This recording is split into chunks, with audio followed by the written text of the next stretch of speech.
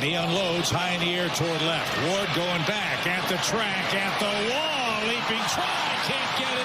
It's a home run for Arenado. And the Cardinals are on the board. Hammer right side base hit.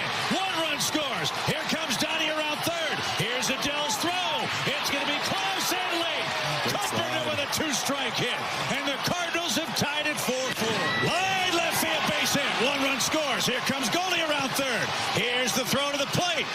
It's up the line. And everybody's safe. The Cardinals are pouring it on. An 8-run inning. With Alex and T-Bone, I'm BK. You got BK and Ferrario here on 101 ESPN. Alex, the Cardinals. We are back, baby. We are back. That felt so good last night. Did it? It didn't. It really didn't. Nope. Because it didn't feel good. I can't even pretend. I know that you guys probably, many of you are excited because your team played well last night, kind of. And because they got a win, and they've now won 2 in a row, which feels like the first time that's happened in like 3 years. I came in today, and I was so glad you guys didn't feel differently. I was like, guys, we don't have to pretend like the Cardinals are back now, right? Like just because they won that game yesterday and they put up a bunch of runs, we don't have to pretend like everything's fixed, right? You were happy about that. I texted T-Bone last night and said, dude, he's going to act like this Cardinals team is back. We had to prepare for you being excited. I can't even pretend that was some sort of a we're back moment. Dude, the Angels are so bad. They tried so hard to give that away time after time after time. And eventually they did. Eventually the Cardinals said, okay, fine. If you're going to give it to us multiple times where we got bases loaded, less than 2 outs, eventually we will come through in this scenario, especially if you continue walking our batters and hitting them to score a run. Even Jim Edmonds was like, why do they keep throwing the breaking ball? You can't locate it. Oh, look, another breaking ball. He was so mad. He was like, I'm not mad. I'm just disappointed that you continue to throw these breaking balls that you can't get for a strike. So they scored 10 runs last night. No, it's not something I'm going to be overly excited about. 2 of those runs were unearned. 2 were scored via either a walk or a hit by pitch. The Cardinals had 3 hits that scored runners that were on base. 3. None of those hits were for extra bases. Of their 10 total hits in the game, Alex, 2 went for extra bases last night. Nothing about this offense is fixed. Nothing about it. Now, Matt Carpenter looks pretty good at the top of the order right now, and I'm not even kidding about that. I think he genuinely looks good. Yeah, that 1 for 5, man. Watch out. Nolan Arenado, nice swing last night. Unfortunately, he's 4th on your team right now in OPS. The slugging percentage is just an abomination. So, it was a good win. Happy they won last night. What? That's it. There's nothing more. There's nothing more that can be said. I don't even feel like it was a good win. Let's not use that adjective. It was just a win. win. That's like were there. That was the false hope for the Cardinals of being like, oh my gosh, we broke out of this slump. We've won back-to-back games. You won because you didn't take the bat off your shoulders. You still went 4 for 13, which I know you don't like the stat, with runners in scoring position. The actual inning, you had to bust open the game. You didn't score a run with the bases loaded. You got lucky the next inning because the pitching staff just started coming in out of the bullpen, and they were like, hey, and Ron Washington is just aggressively eating his sunflower seeds, watching it all take place. You didn't have a good win. You had a win that probably shouldn't have been a win. Gifted would be the adjective I would use. The other team is crappier than you. That's what took place yesterday. The Cardinals are bad. The Angels are horrific. An abomination. Cockroaches. Granted, I thought that about the White Sox when we lost 2 or 3. But yeah, the Angels, they just find ways to lose. It's something different every night. Their starter was really good yesterday, guys. He was really good out there. And then they go to the bullpen, and almost immediately, it was like, oh, okay, yeah, now I see why the Angels are as bad as they are. Yeah, I think Chip Carey said on the broadcast, like, oh, they adjusted to Soriano's 101. No, they didn't. They got the bullpen that got them into the game. Nothing about that should be reassuring to Cardinals fans. The ultimate optimist that is probably angrily texting right now, you even understand that game last night had nothing to do with you and everything to do with a worse team than you. Terrible. 314-399-9646 is the Air Comfort Service text line. I was waiting for this. From the 314. It wasn't a good win, Alex. We had Liberatore, King, and Leahy pitch, and we won the game. That's always a good win. First of all, fair. Second of all, No, not fair. No, not fair. No. Have you guys seen the lineup? Yeah. Kevin Bleepin Pillar is their cleanup hitter. And he took you deep. I would guess. He's been good for I them. have to look this up. I would guess he's never hit cleanup before this year. Oh, let's see. There's no way on earth that Kevin Pillar is a I'll cleanup check that hitter. for you. If only people knew what went on in the office before the show. I had a really bad moment. I apologize, everybody. We're definitely going to have to Getting get worse with his tone problem, look, everybody. the texter that's angry at me because I'm saying it's not a good win, fine. I don't hate the Cardinals. I hate the fact that we're going to act like what just took place last night is the rallying point for this team when they go through a gauntlet of the Red Sox, the Orioles, and the Cubs. But, hey, we picked up a great win against the Angels. Prior to this season, he had started 5 games as a cleanup hitter in his major league career. What did he do? That's shocking. He hit 182 as a cleanup hitter in 2018. And in 2 starts as a cleanup hitter in 2021, he went 2 for 4 with 1 RBI. So not a lot, but this Genuinely shocking. This year as a cleanup hitter, though, 471 batting average and an OPS of 1,300. Now, did the home run last night do a lot of heavy lifting there? Sure did, but that's where we're at with them. The Angels are a really bad team, guys. There's no getting around it. The offense is awful, and their pitching is really bad. They did have a good starter on the mound yesterday, but otherwise they had nothing else really going for them. And oh, by the way, that starter completely lost command by the time that he left the game. He was lucky to be able to walk away from that one not giving up a run because of what took place in his final inning on the mound. I was hopeful. I was thinking maybe we could get in here today and be like, hey, Cardinals fans are not going to get mad at us for starting. Not overly positive. And I was very, very wrong. I don't know what – I'm asking this genuinely. 314-399-9646. What do people want as coverage for this team this year? Well, apparently they want me to puff rainbows up your you-know-what after a big win like this. When we go through a game like that, do you want us to just overly go positive with, hey, Matt Carpenter, really good last night. Arenado, nice home run. Offense, lots of runs. Because I don't know how much that matters in the long term. I view our job, Alex, is you watched the game. You saw what happened. And our job, in my opinion, is to tell you, at least from our perspectives, why it matters or if it matters. And my why it matters or if it matters from last night is it didn't. It didn't matter at all.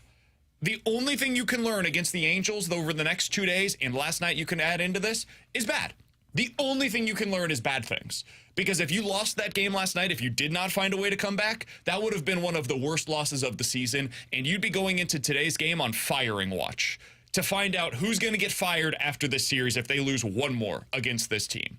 So when those are the stakes on the bad side of things, I'm not going to go from there, from the 5th inning, feeling like that's where we were headed, to at the end of the game being like, oh, everything's fixed. I can't do that over the course of a 4-inning stretch.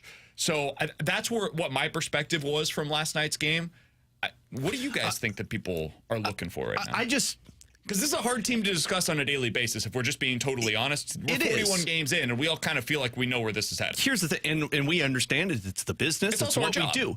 Here's the thing. If we come on the air and act like that was a good win for the Cardinals, and then when they lay an egg against the Red Sox and the Orioles and the Cubs, then we get called flip-flops because we're 1 minute talking about them being good, and then the next minute talking about them being bad. I mean, I have to be realistic with this because it's not blue season, and I don't have to be optimistic. I could be realistic. What I just witnessed, put that up against a competent bullpen. You're down 4-0, and you miss an opportunity to score a run with the bases loaded. And I believe there was nobody out when they had the bases loaded in the previous inning before they scored. I think it was the 6th. Cardinals thing. Probably, yes. But you knew what was going to take place. There was going to be a ground into a double play, and the inning was going to be over. Put that same scenario, and the Cardinals exit that inning without any runs scored and the bases loaded. You're going into the bullpen against the Brewers, against the Cubs, against the Reds, against the Red Sox, against the Orioles. Do you come out the same way that you did last night? I don't believe so, because you were gifted that 7th inning. You were gifted the walks and the inability for the bullpen to get an out. You didn't have a big hit to score runs. It was singles. It was walks. It was errors. So I put that up against the competitive teams in the National League that you're fighting against to make a playoff run. And I don't think you come out with a win. I think you once again walk out of that game and you're saying, you lost again. Now what? That's how I watched that game. I can't come on the radio and say, hey, Carpenter picked up a walk and had a hit at the top of the order and he's starting to reignite this offense. That's lying. Yeah, there are series on the calendar that you're never going to learn anything from unless it's bad. And this is one of them. Like, the White Sox one should have been that way. It was. And you know what we learned? Yeah, this is going the wrong direction because you dropped 2 of 3. Like, that's what you learned from that series. You couldn't learn anything good from the White Sox series. The only thing you learned was the bad, and that they probably should have fired the hitting coach or fired somebody after that series, and instead they decided to wait. This is what this series is. It is hey, go to L.A. and you should win 2 of 3 and probably sweep them. And if you do that, congrats, you did your job. Now come home, and now you've really got to fight with the Boston Red Sox and with the Baltimore Orioles. And then Chicago and Cincinnati and Philly. Like, that is where you can actually learn things about a team. The Angels, man, the only thing you're going to learn is if this team is actually really dead in the water. And look, I've already declared them dead in the water. When you have 10 hits and have to go station to station to station like the Cardinals, who apparently are playing in the dead ball era, that's not good enough. Like, you have to slug. Slug, baby, slug is what I've been preaching since I joined the show, and they didn't do that against the Angels. And when you have 9 walks / hit by pitches, and that's only 1 less than hits you had on the game, yeah, you should win that game. Yes, that's a gifted win, because you know what that is? That is bad pitching. That is not your offense coming through. That is just awful pitching from the LA Angels. And somebody on the text line from the 901 said, guys, that game last night was like your favorite college football team who gets pounded in conference but gets to beat up on the directional FCS school once a year. There's some truth to that, and I would also add this to your point there, T-Bone.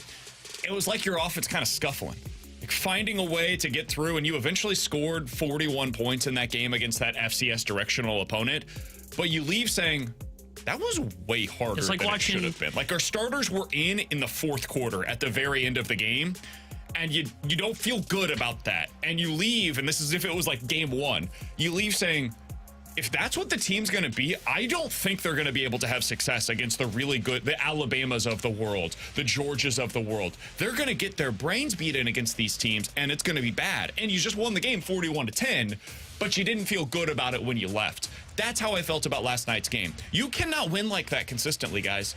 I know people want to just have this team that strings together hits, and it's single, walk, single, walk, double.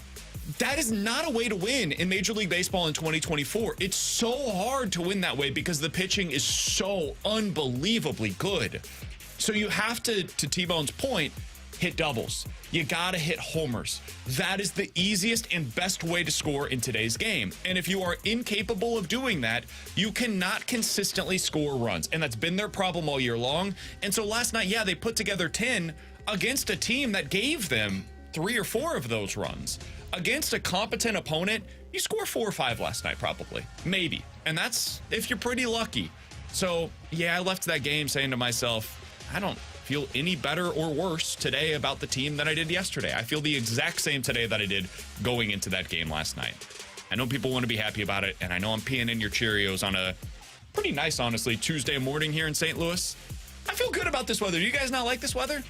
I was talking to my wife about this yesterday. I'd like some sunshine. This is like the update from T-Bone on Friday saying, assuming there's going to be rain. I think we can all assume it's going to be bad weather today. Interesting. I feel good about this. No. Well, you're a gloomy kind of guy, so it makes a lot of sense. I'm a big sunshine guy. This is some of my favorite weather. I like when there's a little bit of overcast, like 70-ish degrees. Literally a tornado lands. This is my favorite type of weather. I love this. I love this time of the year. It's beautiful outside. This is amazing. Cardinals back in action late this evening with Sonny Gray on the mound against the LA Angels. Coming up in about 15 minutes, we'll talk to Jeremy Rutherford, get some Blues talk in here with JR of The Athletic. But coming up next, speaking of being negative, has the Cardinals rotation actually improved? We'll talk about it here on 101 ESPN.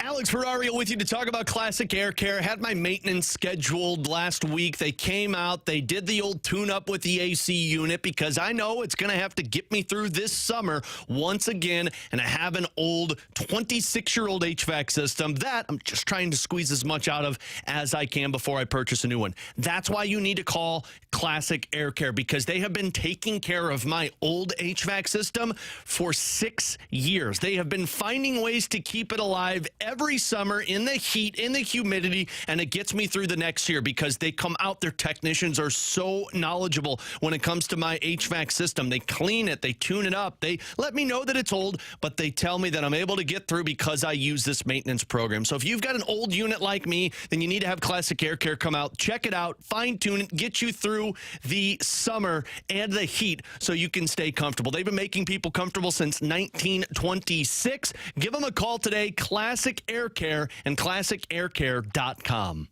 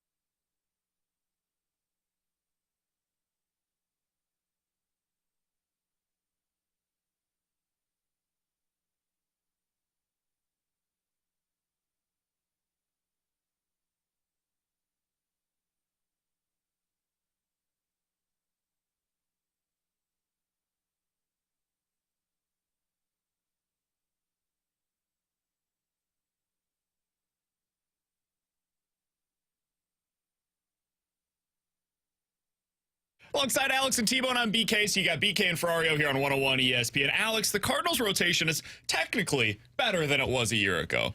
But I asked you guys this earlier today. Do we have Stockholm Syndrome? Is that what's happening here? Because the Cardinals rotation has not been good. If you look at it relative to basically the rest of the league, they're bottom 5 to 7 in almost every statistical category. Now, Sonny Gray's been amazing, and he's back on the mound tonight. It's going to be nice to see him, hopefully, shove against a really less than opponent. Lance Lynn, been basically what you expected him to be. Kyle Gibson, I think, has been really solid for the Cardinals so far this year. But your 4 and 5 starters have been awful. Miles Michaelis has been terrible so far this year. You've had nothing to write home about from any of Zach Thompson, Matthew Liberatore, or Steven Matz. All of them have failed when they've been given their opportunities as that 5th starter. Alex, do you think that the rotation is actually better? Let me ask this a different way. Do you think that the rotation is better enough to be interesting to you? No. When you ask it that way, no. If you would have, because it's improved. Like it's clearly better from the worst in Major League Baseball. Well, absolutely, and that's why I feel like if you just would have asked, is it better than last year? I would have said absolutely yes, because I still have PTSD from watching the pitching staff last year. Nothing was good about it. Like this year, you have Sonny Gray. And that is night and day better than anything you threw out there last season. So when he takes the mound, you know it's going to be an opportunity to win the ball game, with the exception of the Cardinals can't score runs. But if you ask it the way that you phrased it, no. because after Sonny Gray, I don't trust any of those guys in a big game for you. I mean, I know Kyle Gibson and Lance Lynn have been better than anything you threw out there last season, but they still are 4s and 5s. They still might have a good game for you. They also might blow up in the first inning and the game's out of reach. Michaelis is not the same person. You're lucky if you get a quality start out of him, and then you don't even have a fifth starter. I mean, Matthew Liberatore is it, but so no, I don't think in the scenario that you just painted to me, you're in a different situation in terms of excitement, because I know in big situations, I got one guy that can put me in a position to win a baseball game. Yeah, I don't find the rotation that exciting outside of Sonny Gray, because you can turn on that game and there's a chance that Sonny Gray could do something special that night. There's a chance he could go 7 innings, strike out 10, and not allow an earned run, or he could go a complete game. That's how good Sonny Gray is. I don't feel that way about your number 2s right now and a Lynn and a Gibson. Yeah, they've been good. I'm not going to try and take anything away from what they've been so far this year. Lance Lynn and Kyle Gibson have been a significant surprise. In fact, the Cardinals ended up being right in what they did this offseason by signing those 2 guys. When I screamed from the mountaintops all offseason long, this rotation stinks. But I think those guys are going to normalize at some point, and their ERAs are going to finish in the 4. That is Kyle Gibson's MO. He's going to have a 4 ERA, 4.5 ERA. It's kind of what Lance Lynn has been recently in his as he's gotten older. He's probably going to end up having a 4 ERA, and especially the amount of danger he continues to walk into, where he always feels like he's got, we've talked about it, he's going into a bar fight and somehow walks out okay. At some point, he's going to lose that bar fight.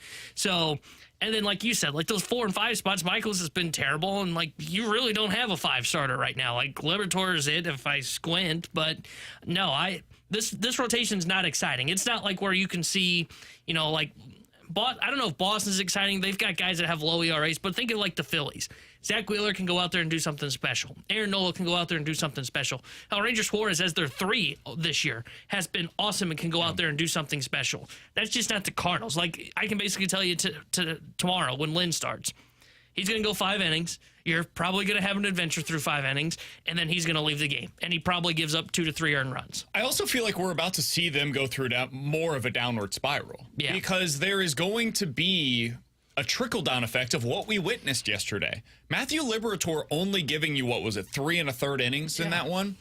That has to have some kind of a trickle-down effect. Now, they do have an off day on Thursday, which would be helpful for them, but when you don't have those guys available for you for the middle innings, you now are requiring Lance Lynn to go deeper into the game tomorrow. You are requiring Sonny Gray to get deeper into the game today.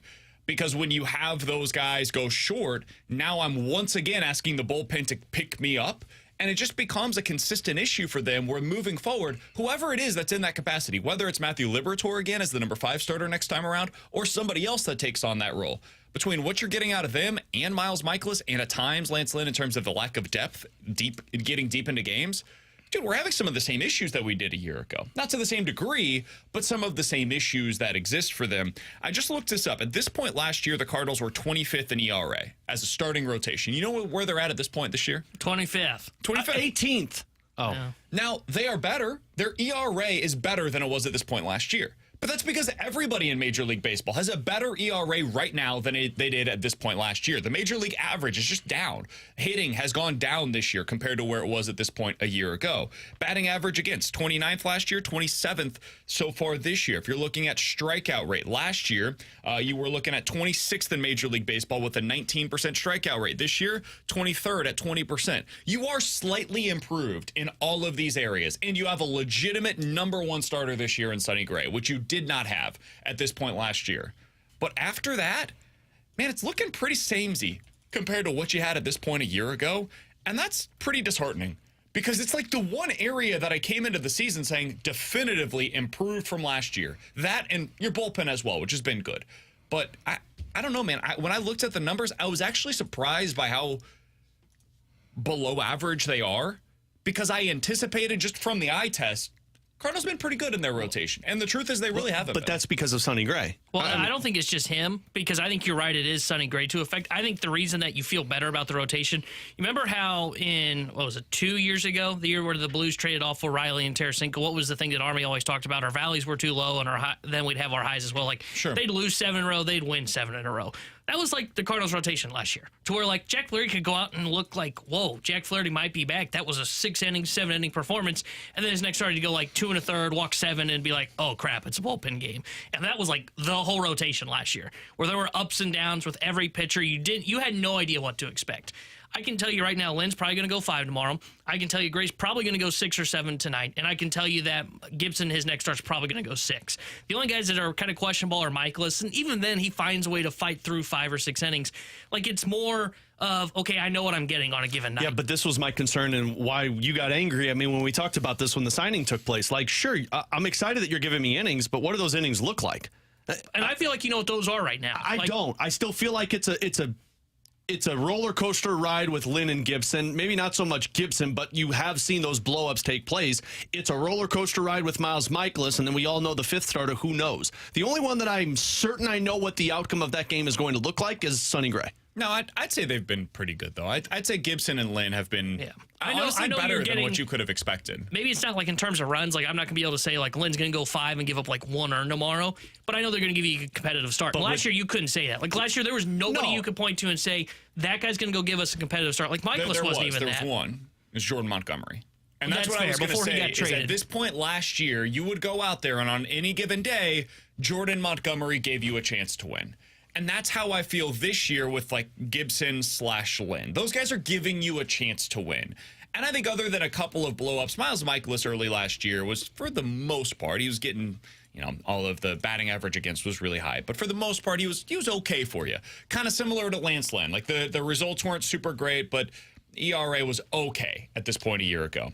The difference this year is, like, now you got Sonny Gray, right? And that's really what's helping you boost up some of these numbers.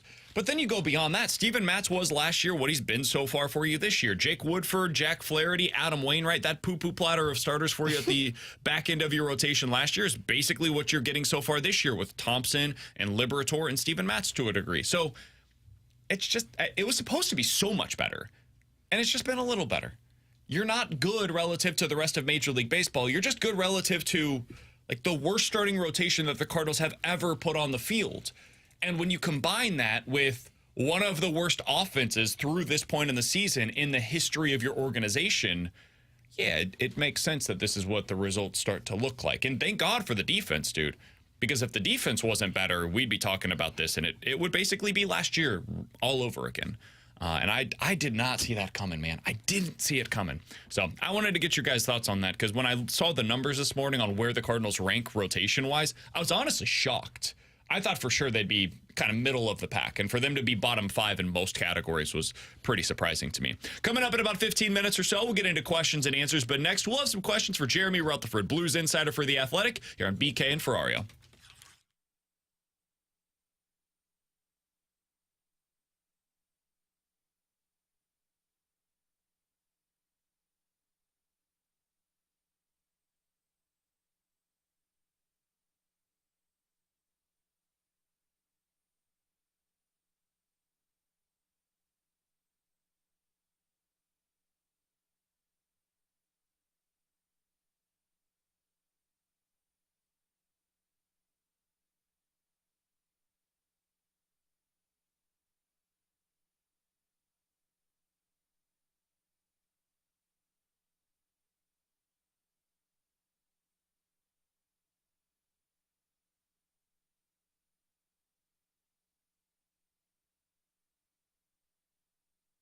It's time to unlock your inner champion today, and the place to do so is over at Victory Men's Health. They have 4 great locations across the St. Louis area. I'll tell you about those coming up here in just a little bit. But maybe you woke up this morning and you just said to yourself, man, I don't have the same vitality. I don't have the same energy that I once did.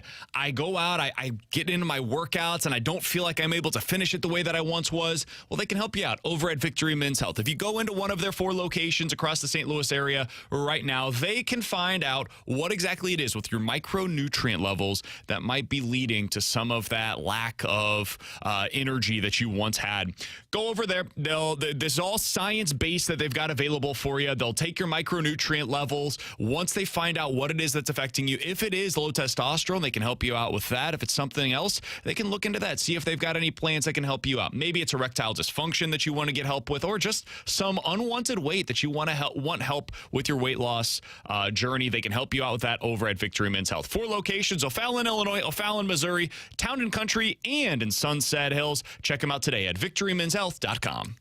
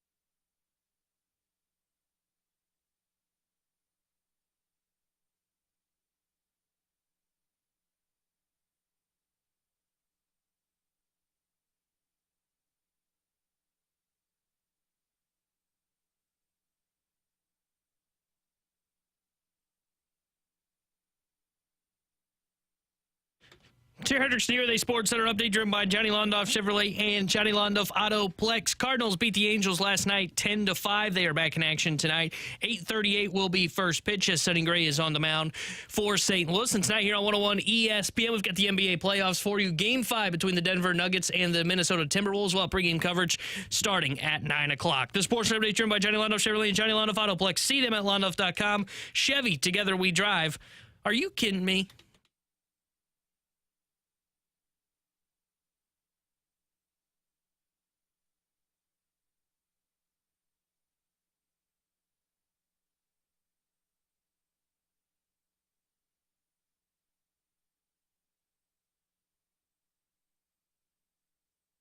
Jeremy Rutherford is the Blues insider for The Athletic. You can hear him weekdays here on 101 ESPN and on Tuesdays here on BK and Ferrario. He joins us now via the 101 ESPN hotline. JR, we appreciate the time as always, man. You had your Blues fan survey, which was released about this time last week. You said you got some of those results in. I'm curious, what was the thing that stood out to you most in terms of what you've seen thus far from your fan survey results? Yeah, BK, and still taking votes will go till noon on Wednesday and then close the door on the voting, and that should be published on Thursday morning. I did glance at it yesterday, just a couple of the questions and answers and how the voting is going. And the question number 1 was, do you think the Blues made the right move bringing Drew Bannister back? And I was curious what the fan base thought about that. When I glanced at it yesterday, if I recall correctly, it was about 65-70% of fans were in favor of the Blues bringing Bannister back. So I think what that shows me is that Blues fans understand where the Blues are at in this moment in time, in this retool, and that Drew Bannister did a good job those last stretch of games after December when he took over 11 games over 500. So fans in favor of Drew Bannister, and we'll have the rest of those results out on Thursday. So with that being said, JR, I was thinking about this after watching, Boston just implode in the series against the Florida Panthers. I don't think they fire Jim Montgomery after the second round, especially once you got past the first round. But if that case were to take place, is this just a matter of the Blues made their decision, and if Jim Montgomery was available, nothing you can do about it? Or do you think that they would make an aggressive push if they were surprised by Montgomery's availability? Yeah, I think I've analyzed that situation just driving down the road, thinking about it every way possible. I do believe that there was some interest on the Blues' part. We talked about the timing of the decision to give Bannister the job and take away the interim title. Came right after Boston advanced to the second round.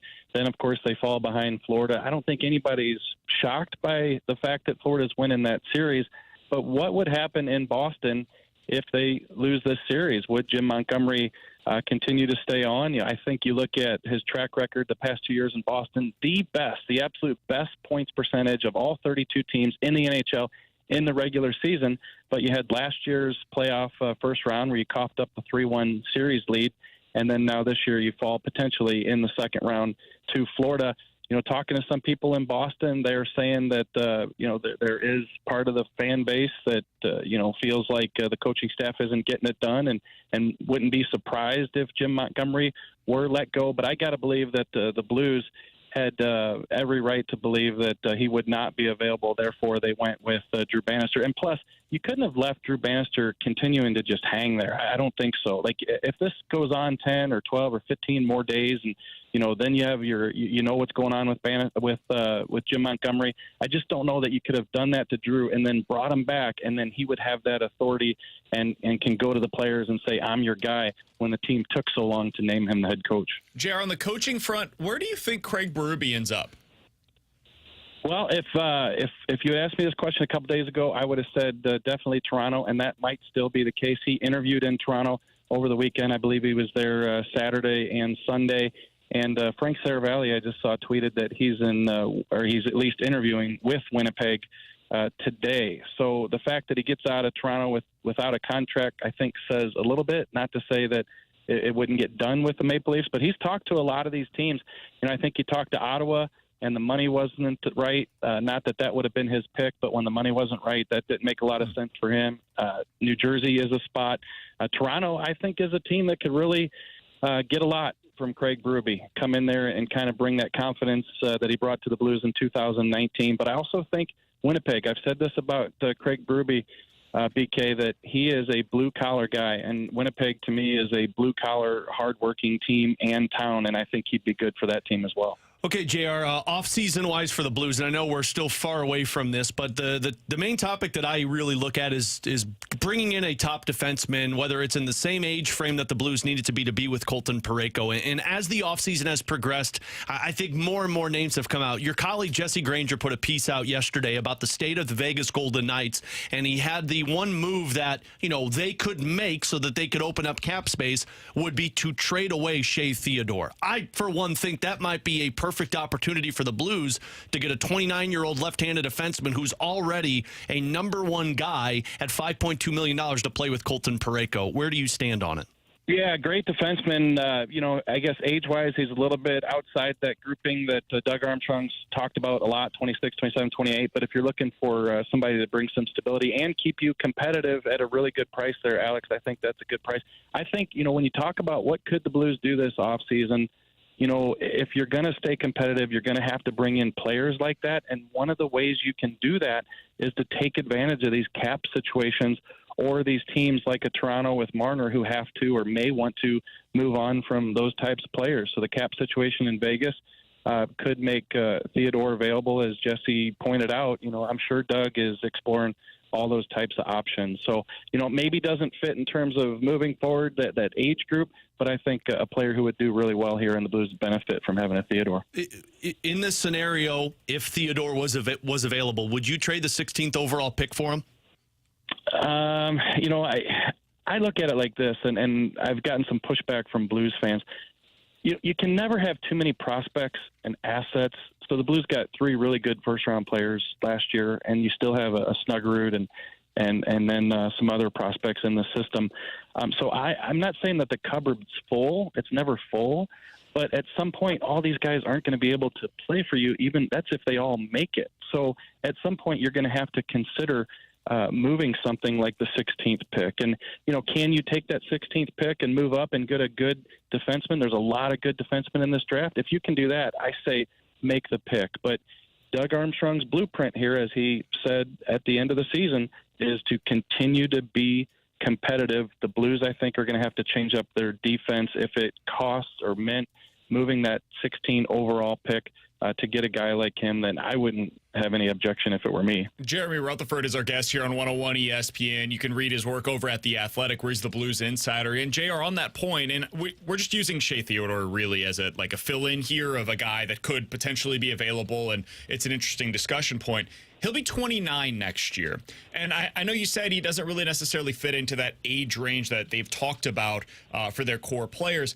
I am curious, do you think that the age range that they should or will look for among defensemen would be different than what you look for forwards, because it takes so much longer for those defensemen to really come into their own, and because we've seen they can play so much later into their careers? Do you think that is something that should or would be factored in?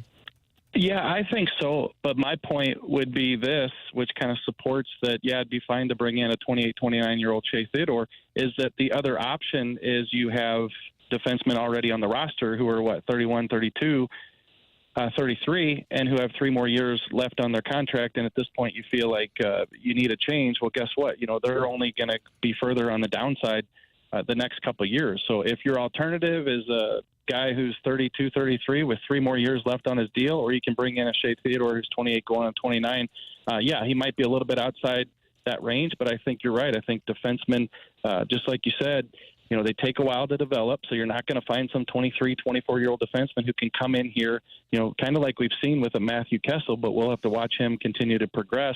Who's going to come in and do the job? Oftentimes it is those defensemen that are 27, 28, 29. And again, like I said, I think that beats the alternative in terms of what the Blues have currently. Not to just throw a ton of names at you, JR, but this offseason does feel like an offseason for top defensemen. Whether they're not considered elite defensemen, there are a lot of them that I feel like are available, whether it's finding a way to move up in the draft to potentially draft one. But I mentioned Shea Theodore's name. Thomas Chabot's name has already been thrown out there with the Ottawa Senators. And then I just read a piece by Matt Larkin talking about the potential of Toronto trading Morgan Riley. Does it feel like this really could be the offseason that the Blues do fix their defense? Oh, whatever happened to the Jamie Alexiak days here, guys? My Mongoon has disappeared. Look how fast I dropped Nicholas Hague, though, out of my life once I saw Shea Theodore's name. Yeah, no, I'm with you guys. I think all these defensemen that you're bringing up are good names and would be good players for the Blues. It's just a matter of what's going to be the price range? What's their contract situation? You look at the situation in Ottawa. You got a guy who's going to be due a contract here pretty soon, and so what's that next contract going to be like? You can't go get a guy who maybe he only makes $4 or $5 million right now, but he's a year or two away from free agency, and he's going to be in the $8-9 million neighborhood. So I would guess just be careful for those scenarios. But I think that any of those names that you brought up are definitely going to be an upgrade and worthwhile in terms of the Blues needing to do something to change up this defense. Hey, JR, we appreciate the time as always, man. Thanks so much for hopping on with us today. We will talk with you again next week, my friend.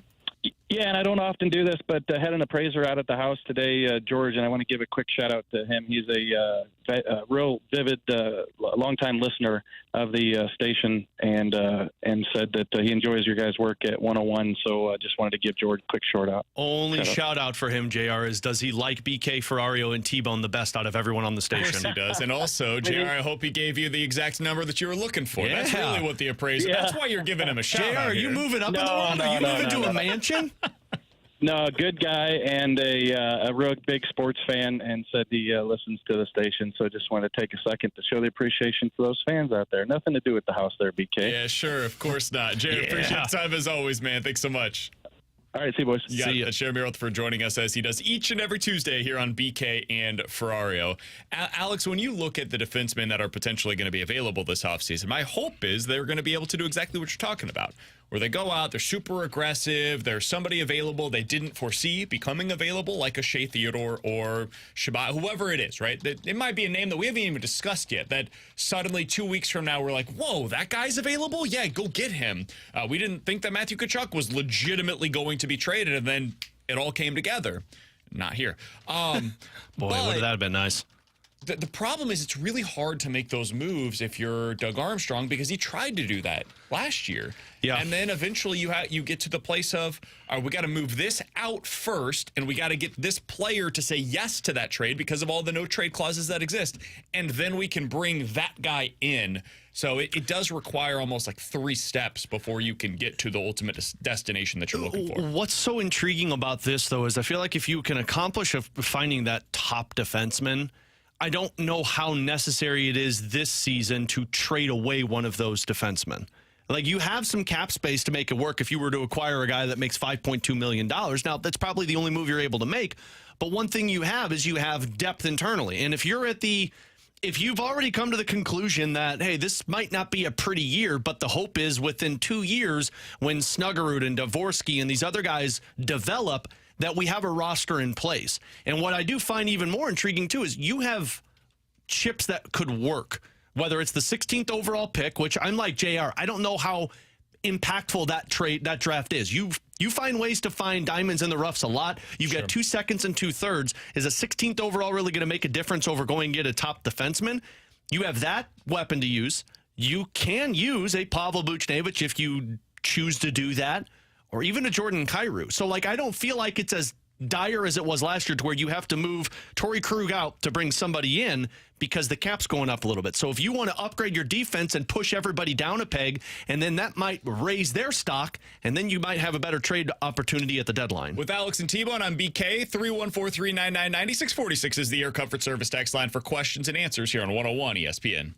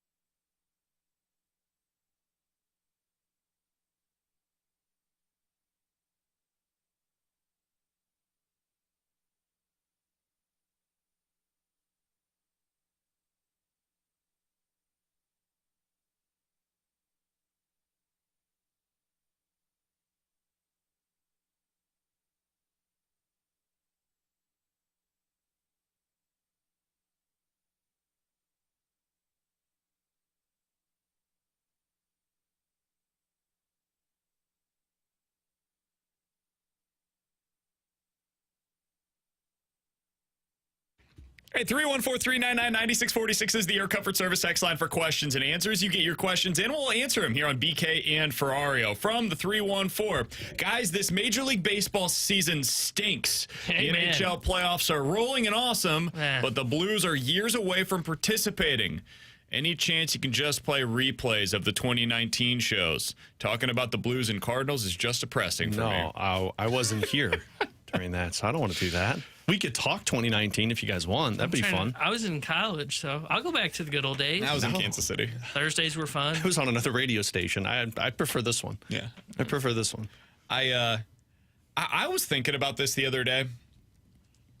Is this the most depressing time for St. Louis sports in a while? Since I've been in the sports broadcasting world in St. Louis, this is the most depressing era I've ever been through. Because the moment I got in was the middle to end of the Cardinals run, and then it was the start of the Blues run, and then that took me all the way up until the end of the Blues run when the Cardinals started to suck.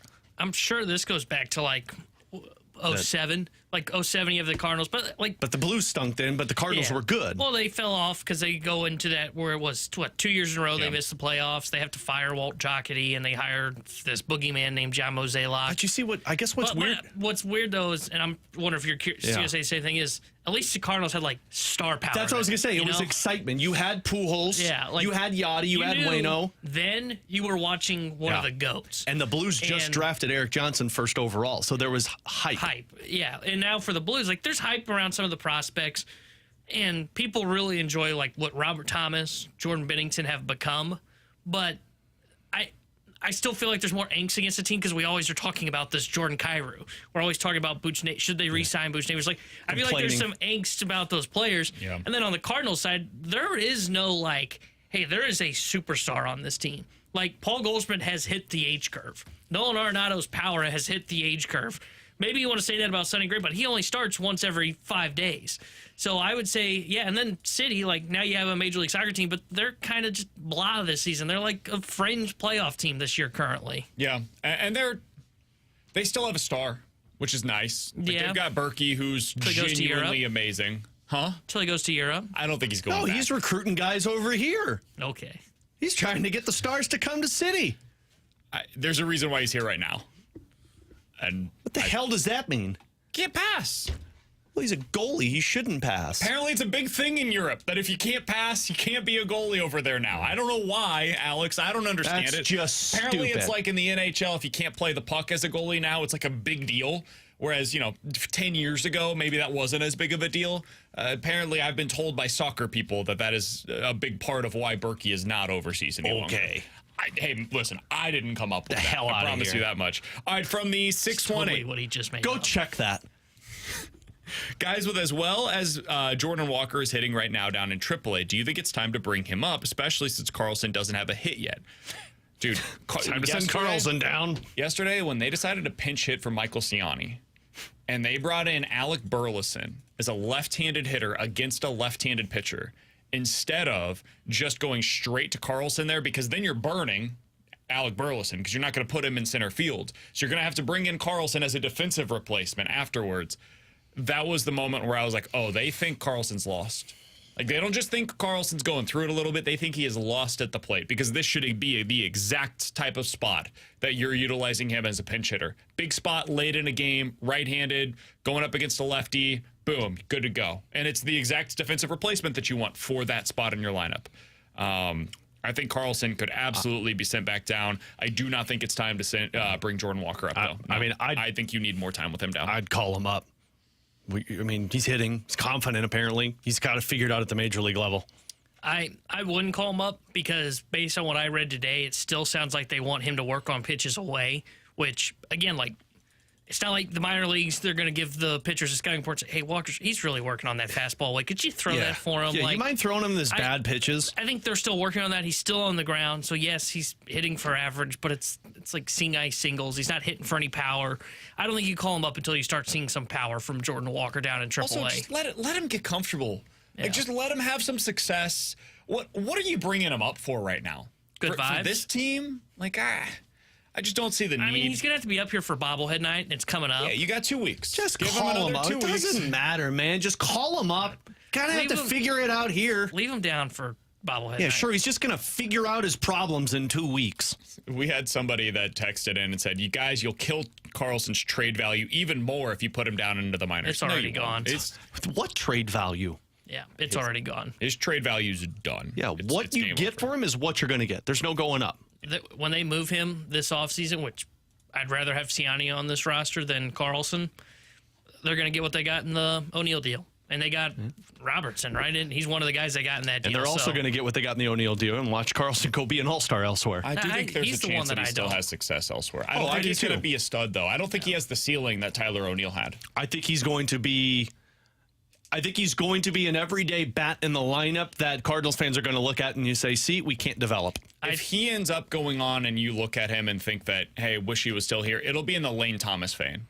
Where it's like you kind of have to squint to see it, and it'll be based upon whether or not your guys are having success in the outfield at the time. Yeah, see, I don't know if More it's... so, like, Tyler O'Neill's an MVP candidate. Right. with He's what the one that doing. you're like, I don't know if it's going to be, I wish you was still here. It's going to be, you can't develop talent once again. It's going to be an example. I think Cardinals fans will be fine with him being gone, although some might still be upset because they think he's an all-star. But I don't think he's going to go anywhere to make you regret trading him. He's going to go somewhere where you're going to say you still can't evaluate and develop talent. All right, I just want to read this text real quick from the 817. You guys are very negative on the Cardinals. You sound like you would complain if you won the lottery because it just wasn't enough money for you. Talk about some of the positives.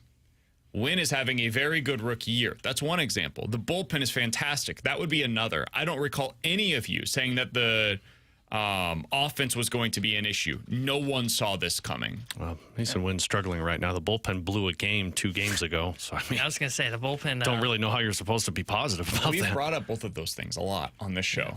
Sorry And you missed if- our positive day. If you're looking for somebody that has been positive on the Cardinals, you came to the right place. That is me. I am positive, only one. BK optimistic. Like I have been all in on this team until like a week ago. I just don't have it in me anymore, guys. Even Kerry Davis took the red glasses and threw them. He's done. Yeah, I don't know how I'm supposed to pretend to be optimistic about a team that I am not optimistic about. I give you guys my honest to God opinion on the team. And my honest opinion right now, there's very little that I can be positive about. If that changes in the next 2 weeks, that I would love nothing more. It is so much more fun talking about this team when they're good. So much more fun. And my 9 to 5, like if you, whatever it is that you do for a living, imagine if all of the stuff around you was negative. It's not fun. So I would much prefer to talk about the positives with this team. There's just not a lot of them to latch onto. And when the team is struggling the way that it is, we have to acknowledge the obvious, which is that things are not heading in the right direction. And so big picture wise, yeah, a lot of the conversation is going to be a bit more negative. Coming up next, it's time for the Cardinals to admit that Matthew Liberatore is not a starter any longer. We'll do that next year on 101 ESPN.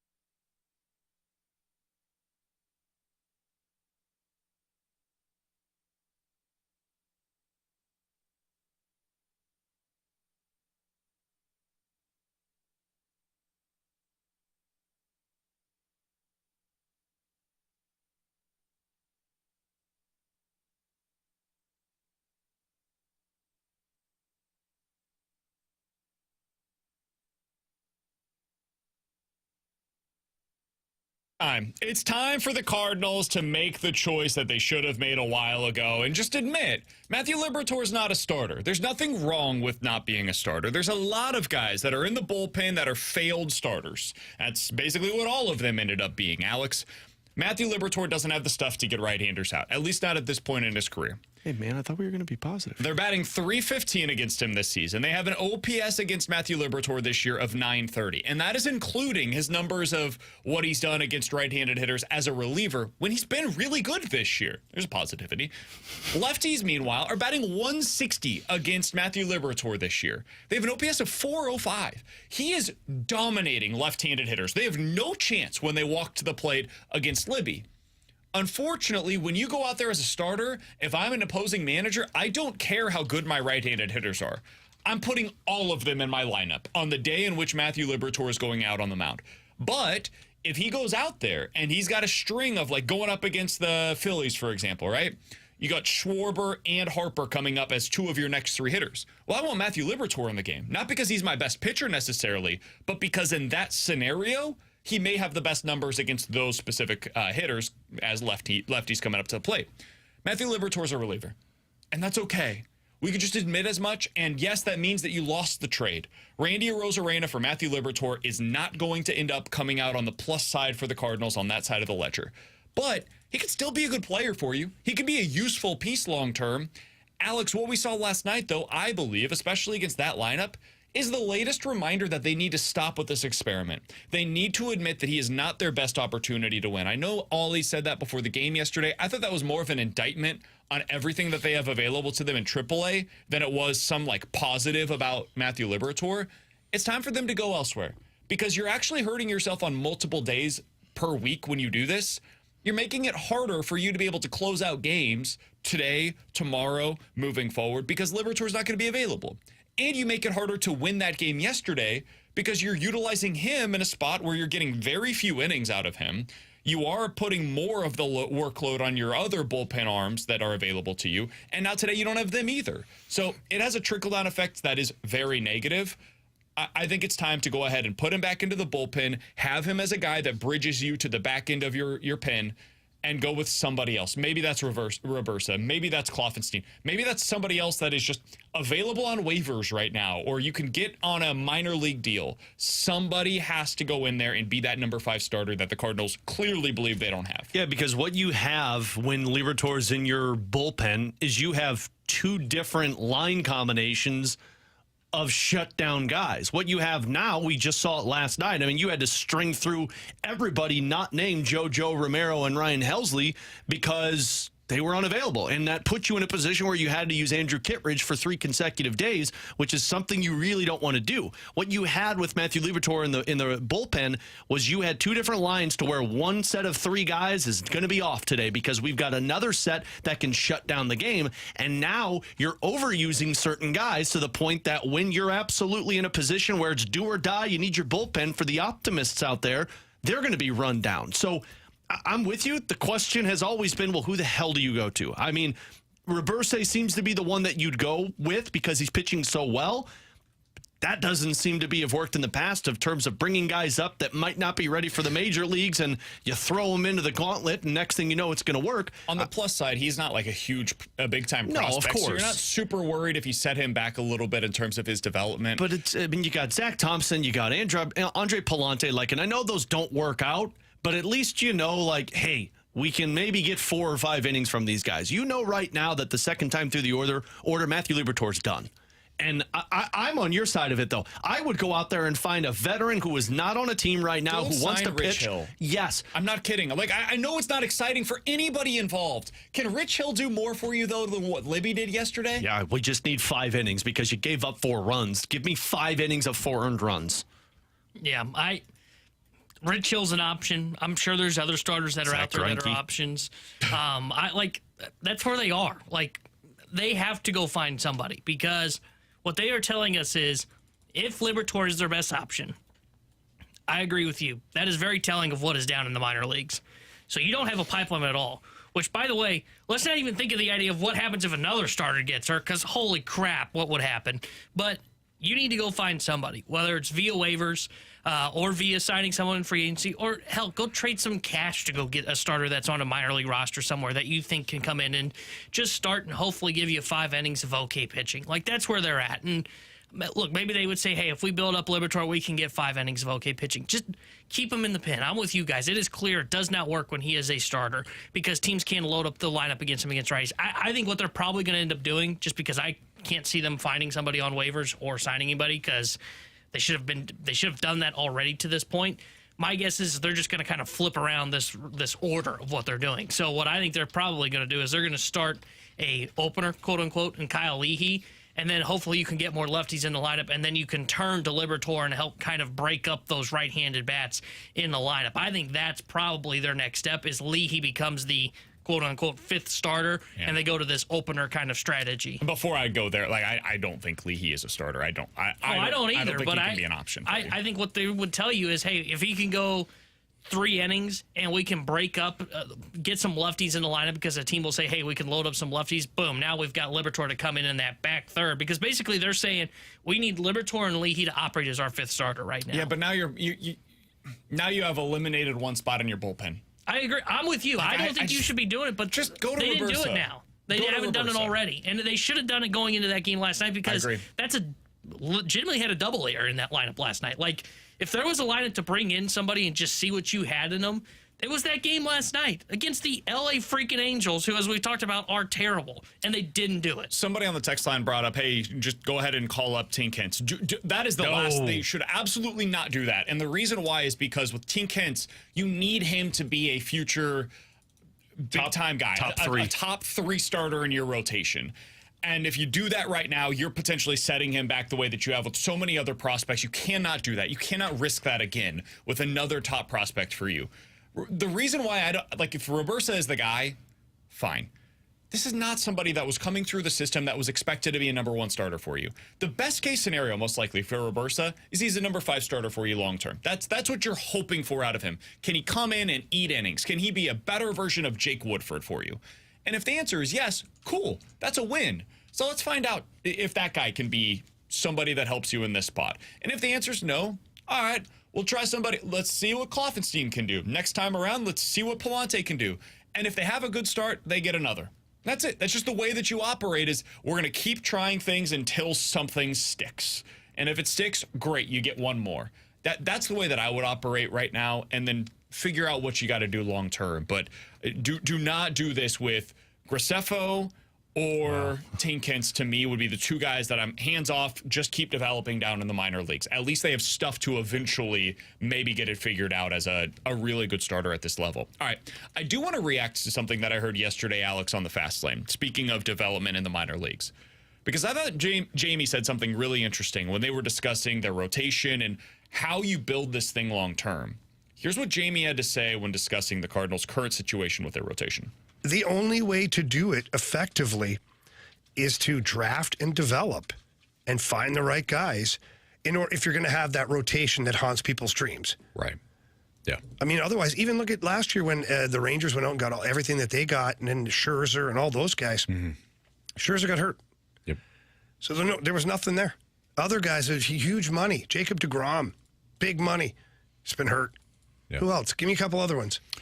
From the Rangers? Anywhere. Just any team. Big money off to a pitcher. All of a sudden, he's got some other problems. The Mets with Verlander and Scherzer last year. Or 2 years ago. There's absolutely no guarantee on an older, proven arm. And so the model of just spending money, it's really not sustainable. And it's a bit of a risk, too. So some of what he's saying there, I agree with, Alex. But a lot of it, I'm just not sure is totally necessary at this point. I think pitching has become so difficult to develop from the minor league level that I actually don't think the Cardinals necessarily have the worst model here of going out and just acquiring a bunch of starters. I think what is difficult, though, is when you are limiting yourself on both ends of it. You're not willing to go out and spend via trade or free agency for the front end guys, and you're also unwilling or unable to develop the back end pitchers.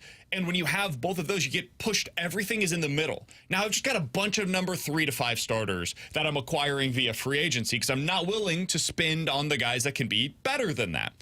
I look at the Atlanta Braves, for example. I think we all agree model organization right now in Major League Baseball, right? That's the team everybody should try to emulate. Well, Max Fried they got via trade when he was young in the Upton deal. And they finished his development, yes, but eventually he became a starter for them after being in the San Diego Padres system for a while. Charlie Morton, they signed him when he was like 100 years old as a free agent. Chris Sale, they traded for this past offseason. Reynaldo Lopez, they acquired via free agency after making him from a reliever into a starter again. And Bryce Elder is their number 5 starter right now. He is essentially the equivalent of what you have with any... Pick your guy in the Cardinals minor league system right now, whether it's Graceffo, Thompson, McGreevy, Liberatore, whoever. Like, that's who he is. He's a number 5 starter that was expected to be a pretty good starter down in their system. The Philadelphia Phillies, they drafted Nola. That's the one that I was looking at. They drafted Nola. They go out in free agency and spend a boatload of money on a projectable starter in Zach Wheeler, who has become everything they could have asked for and then some. They get Suarez via international free agency. He did end up becoming a really good starter for them, and they got him when he was young, but it was international free agency. Christopher Sanchez was a guy that they ended up trading for when he was approaching the big leagues. He was in AAA whenever they decided to trade for him in 2021, and then immediately became a really good pitcher for them. And then Spencer Turnbull, they get this past offseason as a reclamation project who's been excellent for them so far. This is the philosophy, dude. You definitely need to draft and develop guys, but it's really about hitting on 1 or 2 pitchers that can be really solid in your rotation and then piecing things around them on a year in, year out basis. The Phillies was the one that I thought of immediately because to what Jamie said of like finding a rotation that scares other teams, I think Philadelphia is the one that everybody looks at once postseason rolls around. It's like, man, how are we going to handle Wheeler and Nola? And one, yes, you drafted and developed. That was the stud. But I think probably through his entire career, he was always like a number 2. He was never that ace. That's where you went after the ace and got Zach Wheeler, and then you were able to draft and develop. I think the importance of what Jamie is saying is you need to draft and develop 2 through 5 in terms of whether it's... See, I don't feel that way. I think you need to draft and develop 2 starters. But that's what it. Just if you have 2 guys in your rotation that you can count on every year that are cheap and cost control that you developed internally, I think you're fine. I think we'd be talking about this so differently for the Cardinals if Zach Thompson became the pitcher they expected him to be, and if Matthew Liberatore became the pitcher that they expected him to be, and nothing else about the rotation was different. That's fair. Maybe the better way to me to amend that is to say, I think you need to draft and develop like a 2 or a 3. If you can do that, you can accomplish everything else because I got this guy cost controlled. He's going to be here in the long term for his career. We can go out there because the Cubs were the other one that did this. Like you had Jake Arrieta and they said, we need another dude. And they got John Lester free agency. And that was how they were successful. I think if you could get that 2 or a 3, you can acquire the other guys via trade as they're younger, signing like Lance Lynn and Kyle Gibson, go to the international market, but you're going to have to spend big on one other pitcher. Yeah, and to BK's point, I think you're right. I think you have to develop just 2 arms. And I don't care if it's a number 1 and a number 2 or it's a 4 and a 5 because then you have to go out and spend. Honestly, with the way the Cardinals operate, and they shouldn't be this way, but they are, they need to develop a 1 and probably a 3, I would say, or a 1 and a 2, because the way they operate, they don't want to go trade for the ace. Yeah, or sign they really the don't big want to money. go sign a Zach Wheeler or an Nola. Like I don't think they were going to give Nola that contract. Now they were willing to give Sonny Gray a contract, but how often are you going to see a Sonny Gray ace that's going to take a 3-year deal that he took? That's honestly a team friendly deal. Like it fell into their lap, and that doesn't happen that often. So. Honestly, the Cardinals model needs to be almost like the small market teams, which is, hey, we have to draft and develop an ace. And then we can piece together, we can go out and get a Lance Lynn, a Kyle Gibson. Those guys are always going to be available. They're cheap, $10 million. The way the Cardinals operate, they've got to draft and develop, in my opinion, that 1 and 2. And can I give you a quick timeline on what this looks like? And this is why it's so hard to do what we're talking about. Justin Steele, success story for the Chicago Cubs, right? They're a good team right now. He's a big part of it. Justin Steele was drafted in the 5th round of the 2014 Major League Baseball draft. He made his big league debut in 2021. He did not become a good starter for the Cubs until 2022. That is 8 years later. 8 years. So to put that in context, if the Cardinals had a similar type of a development plan with somebody coming through their system right now, If they had drafted them this summer and this year's draft with, let's say, the 3rd, 4th round pick, and 8 years from now they became a really good starter, they would be a significant part of the 2032 rotation for the St. Louis Cardinals. Every current player on the roster does not have a contract that extends into 2032. That's why it's so freaking hard to do this, because it takes so long for these guys to get through the minor leagues and become quality starters at the big league level. The Cardinals are between a rock and a hard place because there is no way to microwave this development unless you get really good college pitchers, and those guys go at the top end of the draft. So hopefully they get it right this year, because that's your quickest way to be able to get one of these guys we're talking about. They have got to hit in this year's draft, and then honestly, they got to target the right dudes via trade. They got to be better at developing guys in the minor leagues from other systems that have upside. Because it seems like even last year at the deadline, other than TK Roby, the guys that they were able to acquire, they were all like on the cusp of the big leagues and probably project at best as a number 5 starter. And that's just more of the same, dude. So yeah, of course Kloffenstein's struggling this year. Of course they don't view Sam Roberse as a guy that's going to be a significant piece of your rotation, because that should have never been the expectation. The hope was maybe someday they can be a Jake Woodford. They can be a Tyler Lyons. That's their upside. And the Cardinals just keep going after these dudes. It's never going to work. Man. It's never going to work the way they're operating right now. Never thought I'd miss Jake Woodford. Man, remember we were talking about being positive? Yeah. That was fun. Hey, 2032, they might be good again. The good news is it is a beautiful day outside. I just saw a gentleman run as fast as he could to get inside. Oh, good hell. Beautiful Coming day. Coming up next, NFL Quick Hitters here on 101 ESPN.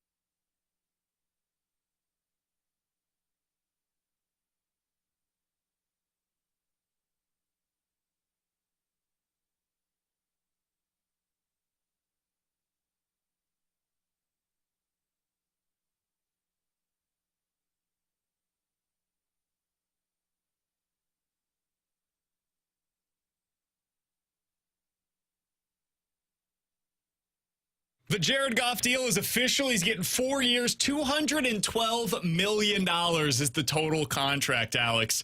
$53 million on a per-year basis, which is going to go down as the second highest annual salary of any quarterback in the NFL. Next quarterbacks that are up to get paid, boys. Jordan Love, Dak Prescott, Tua Tagovailoa, and Trevor Lawrence. Alex, how many of those four, Love, Prescott, Tagovailoa, and Trevor Lawrence, will end up getting more than what Jared Goff just signed for?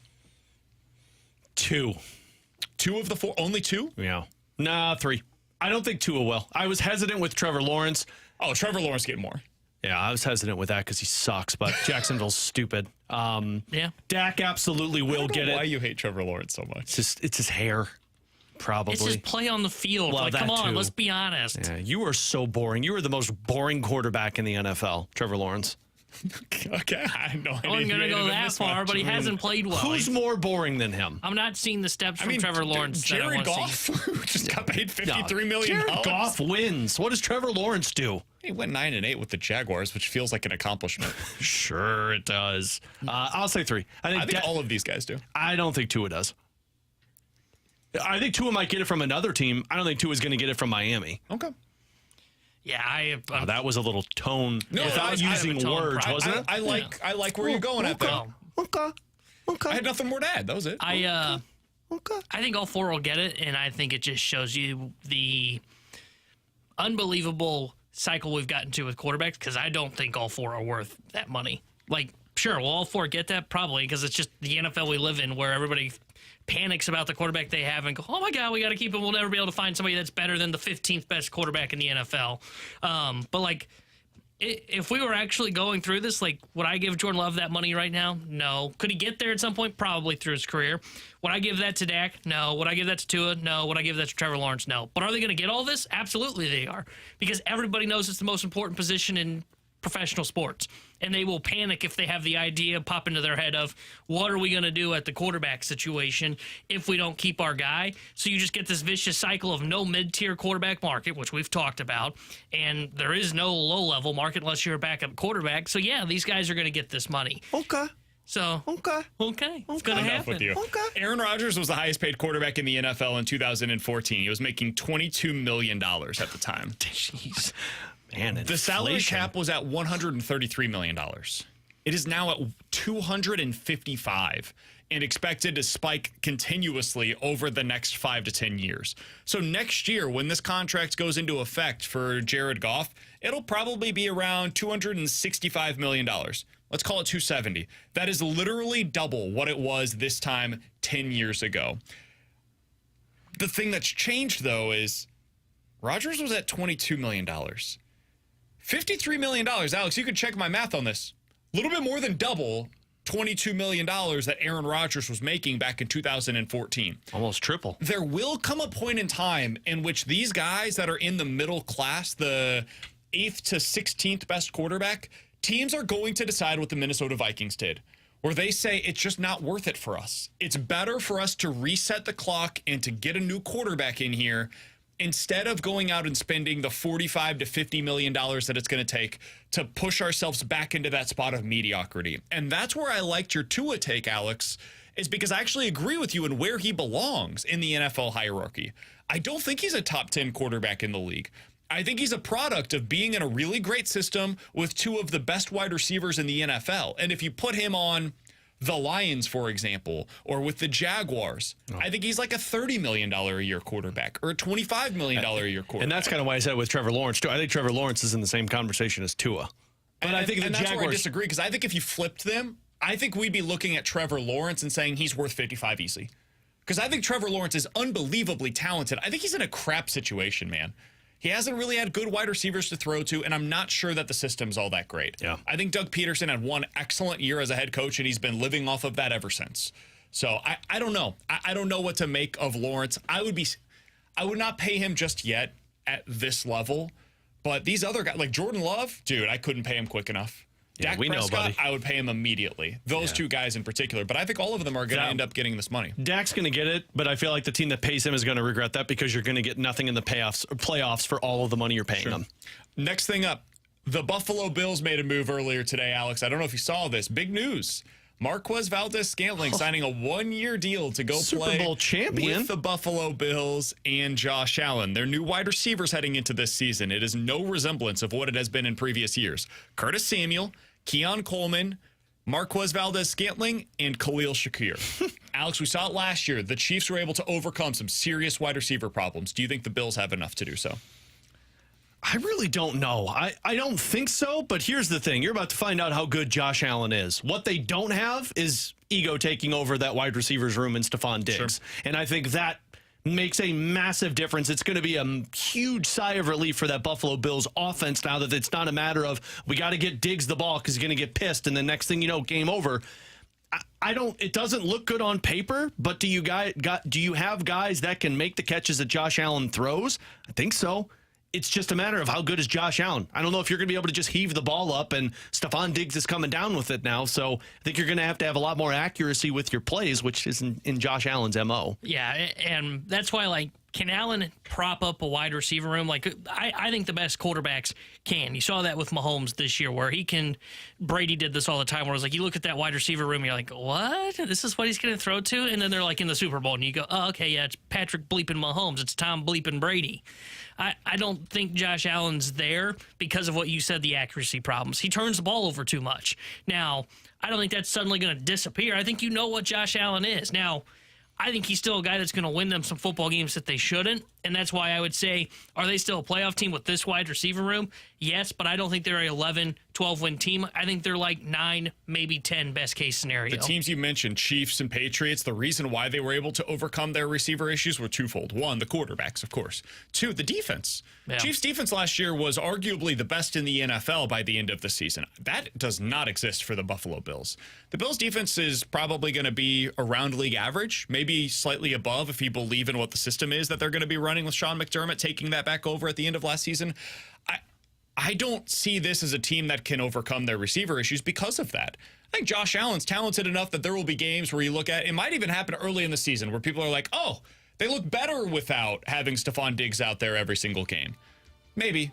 I think over the long run, though, it's going to show up. There will be defenses that find a way to take advantage of their lack of playmakers on the outside. Final thing here, Alex. Chiefs versus Ravens is the week 1 matchup that we're going to see. The NFL is coming out with some of these other games, though. Week 2, it has been announced, Chiefs versus Bengals. Do you like that the NFL put those 2 games right on the front end of the schedule this year? I don't mind it. Chiefs Ravens and Chiefs Bengals. I think it's exciting stuff. Now, you don't get those matchups because you don't play the Bengals twice, right? No. That's the part that I feel you probably should have scheduled one of them at the end of the season. That's where I feel. I don't I understand you want more of the division playoff battles at the end of the season, but let's be honest, I don't really AFC West. Yeah, I don't really know if there's going to be. You're going to have 3 or 4 teams that basically have solidified it. I would have scheduled one of those. Frankly, it probably would have been Bengals Chiefs to start the season and Ravens Chiefs at the end of the season. And I would have gone the opposite. I would have gone. I don't mind the Ravens Chiefs. I thought it should have been Texans in week 1, but whatever. Yeah. Ravens Chiefs will be a fun game. It's a big one. It's a rematch of the AFC Championship game. It makes sense. Bengals Chiefs has become an annual tradition in early November. That's every year they seem to play one another. I wonder if part of this is the NFL saying, we don't know if Joe Burrow's going to be healthy in November. That's exactly what I was going to go to. And so they said, we got to get this out of the way early so that way we get the ratings that we're looking for here because Burrow versus Kansas City is the story. And if you don't get that, it no longer is what it once was. And not only that, but if Burrow does get hurt or the Bengals aren't playing well, man, I brought it up yesterday. Higgins, Hendrickson looking for contracts. Guys, those are going to be sought-after pieces near the deadline. And we don't see a lot of significant trades, but there are a couple that get through. Like we saw Von Miller get dealt to the Rams a couple years ago around deadline day. There's a chance that team could look different as you get closer to the trade deadline. So I actually don't mind them putting this game earlier. So you do have a more than likely healthy Joe Burrow and a Bengals team that's intact that's going to have some hype around BK just doesn't want to see his team 0-2 to start the season. I know. Come on, man. I think they'll start 1-1. I actually saw they don't have I thought they would have one of the toughest schedules. I saw. Who do you think has the toughest schedule going into? It's all depending on the division that you play, so I'm not sure who it would be. Cleveland does. That makes sense. Cleveland has the toughest schedule according to what their schedule's gonna end up being this year. Yeah, that's no good. What? You don't think Deshaun can handle that? I don't think Deshaun can handle the pressure. They've got a really good defense, but it all comes back to what you just said. It's all Deshaun Watson. The schedule, by the way, should be released. I think it's tomorrow night. Yeah. Wednesday at 8 o'clock, if I'm not mistaken. It'll be out before that. We'll get it probably by the start of the show tomorrow. Yeah. With Alex and T-Bone on BK. Coming up leaks. next, Alex has a Jordan Kyrou trade offer. It's a hypothetical that we want to get into here on 101 ESPN.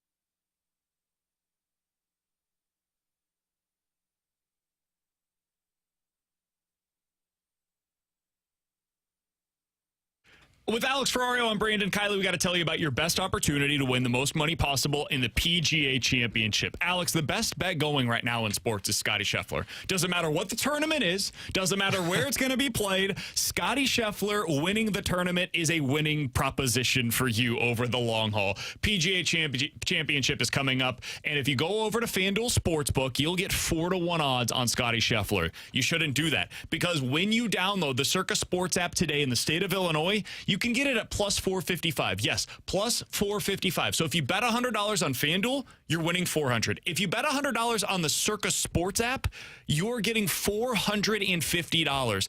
Alex, this is why we bet exclusively with Circa Sports. And this is why you don't just pull up the first app you can think of and put the money down. You need to look around. And when you look around, you're going to see those tight money line splits. You're going to see that your opportunity to bring in the most money possible is with Circa Sports Illinois. Download the app today. If you or someone you know may have a problem with gambling, call 1-800-GAMBLER or text ILGAMB to 833-234.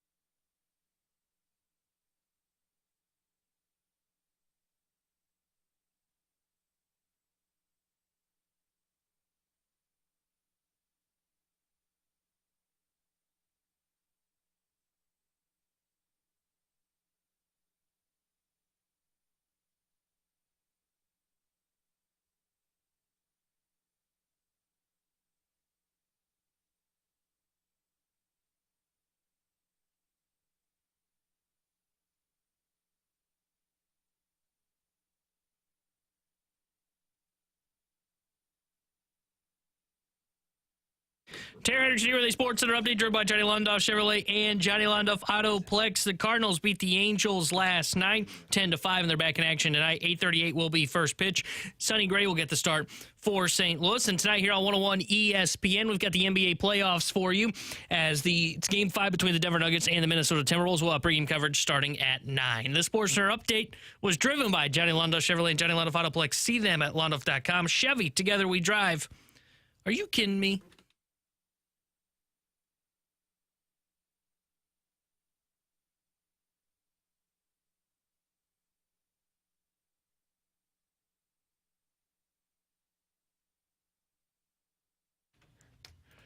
All right, Alex has a hypothetical Jordan Kyrou trade. What? Another one?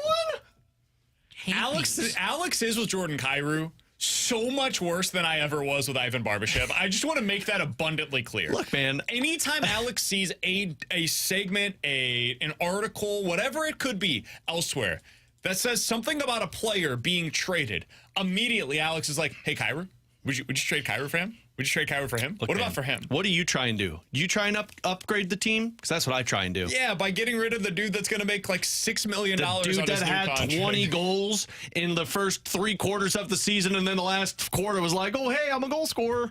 Come on, man. Okay. I'm trying to make the team better. You know how? Are you talking about Jordan Kyrou, who ended up with like 30 again Yeah, this because he year? scored 17 in like the last 25 games. I want a guy that's capable of doing that. Alex. What did he do in the first 57? He finished with 31 goals Don't give and me what 67 finished. points. I want to know how the baby was made. I'm weird about that. Anyway, the trade proposal in front of you. Okay. What do we got?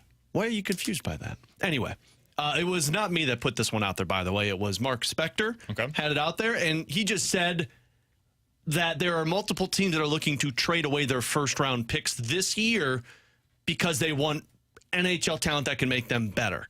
And he brought up Buffalo, who's the 11th overall pick, which I don't know if that really floats your boat. The one that I brought up Kyrou with is the Montreal Canadiens because they hold the 5th overall draft pick.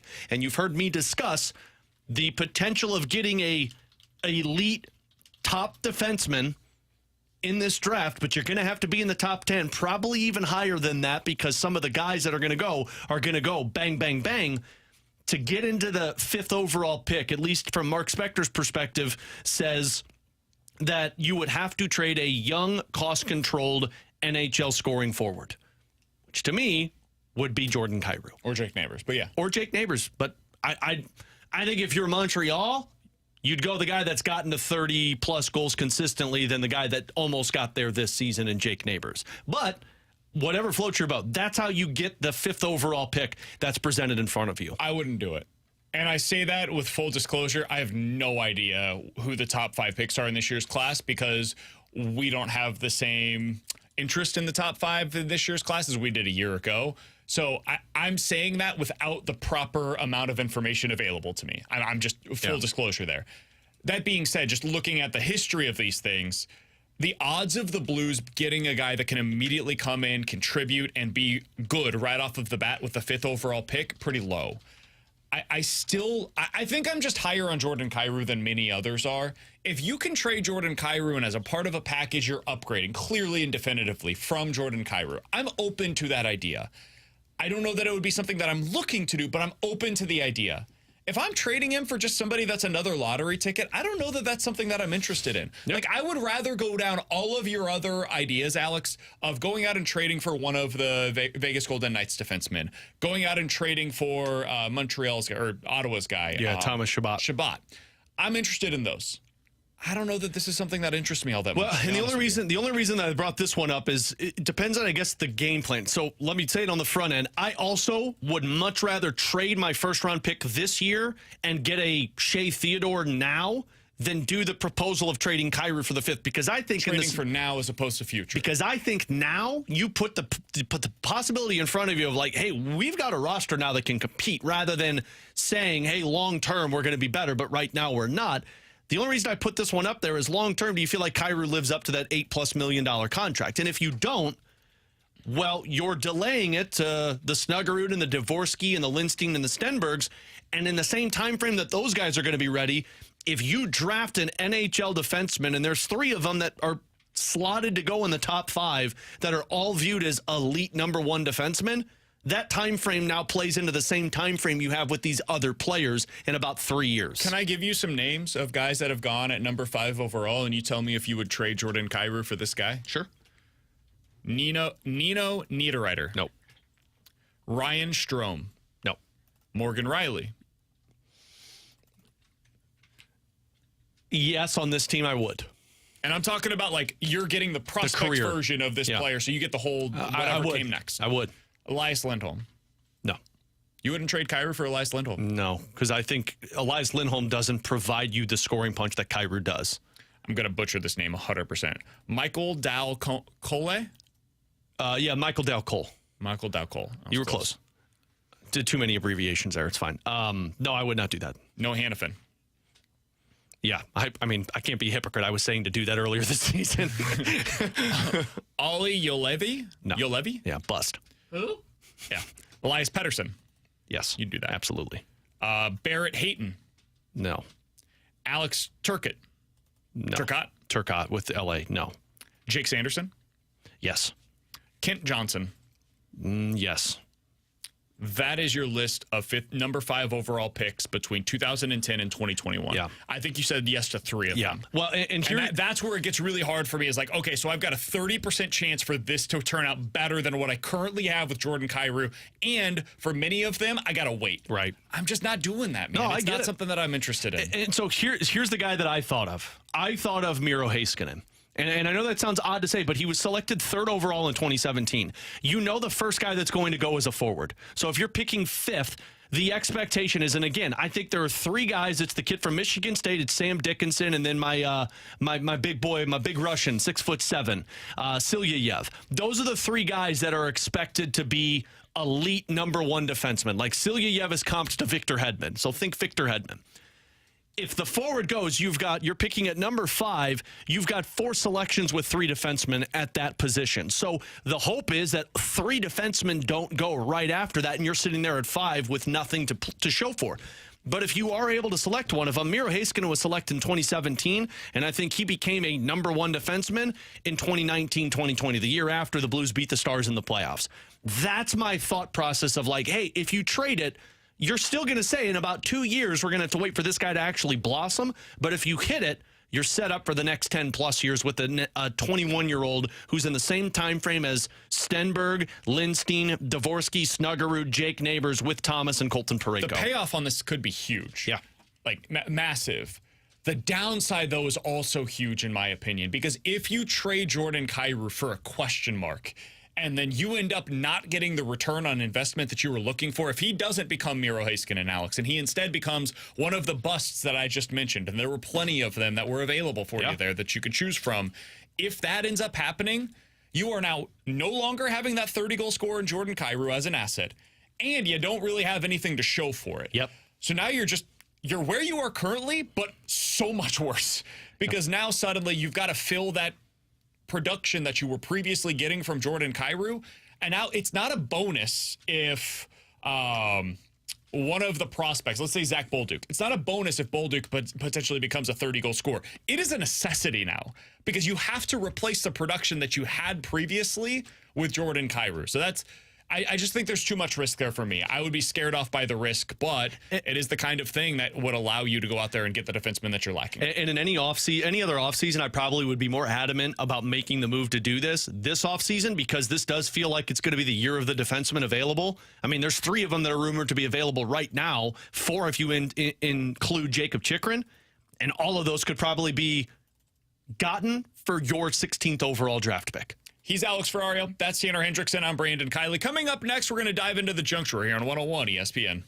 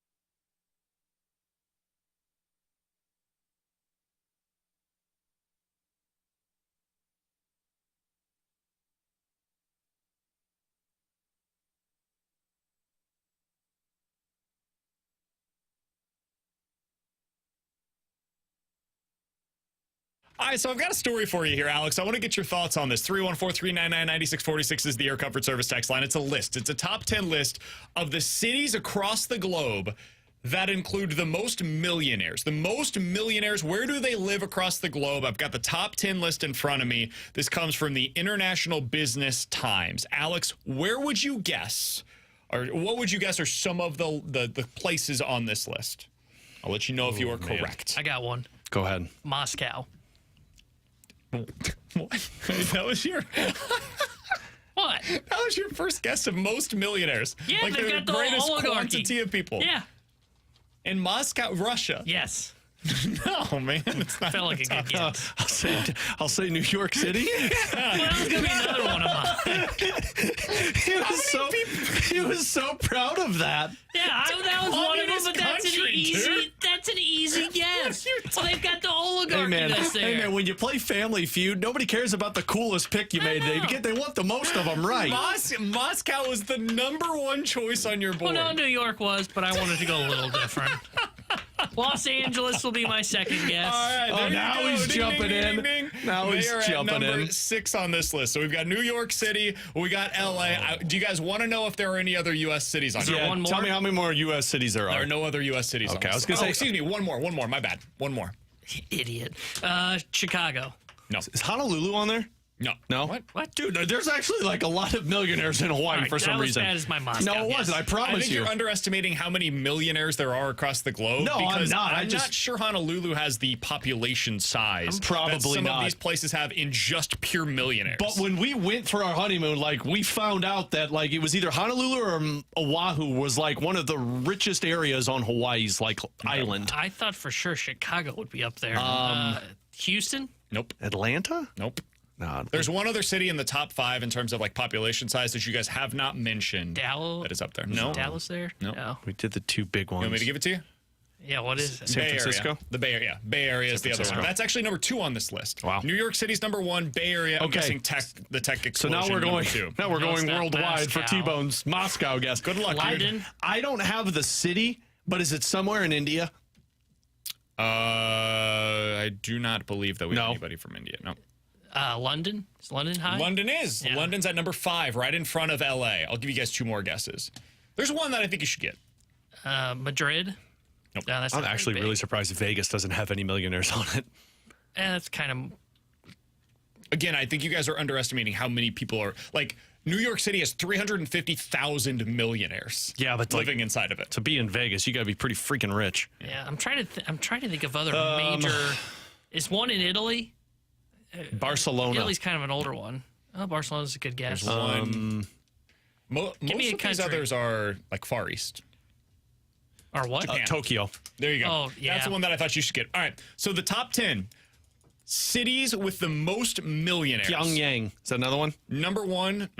Number 1, New York City with 350,000 millionaires that live within the city. That's why I don't like New York. Dude. 350,000 people that live in that city that are millionaires. They're just walking around and they've got $1 million in their bank account. Well, It's more. crazy to me. If they're millionaires, they're more than just $1 million. Touche. At least $1 million. See, this is why you like New York, though, because you walk around with your Yeah, nose in the they're air my like people. they do.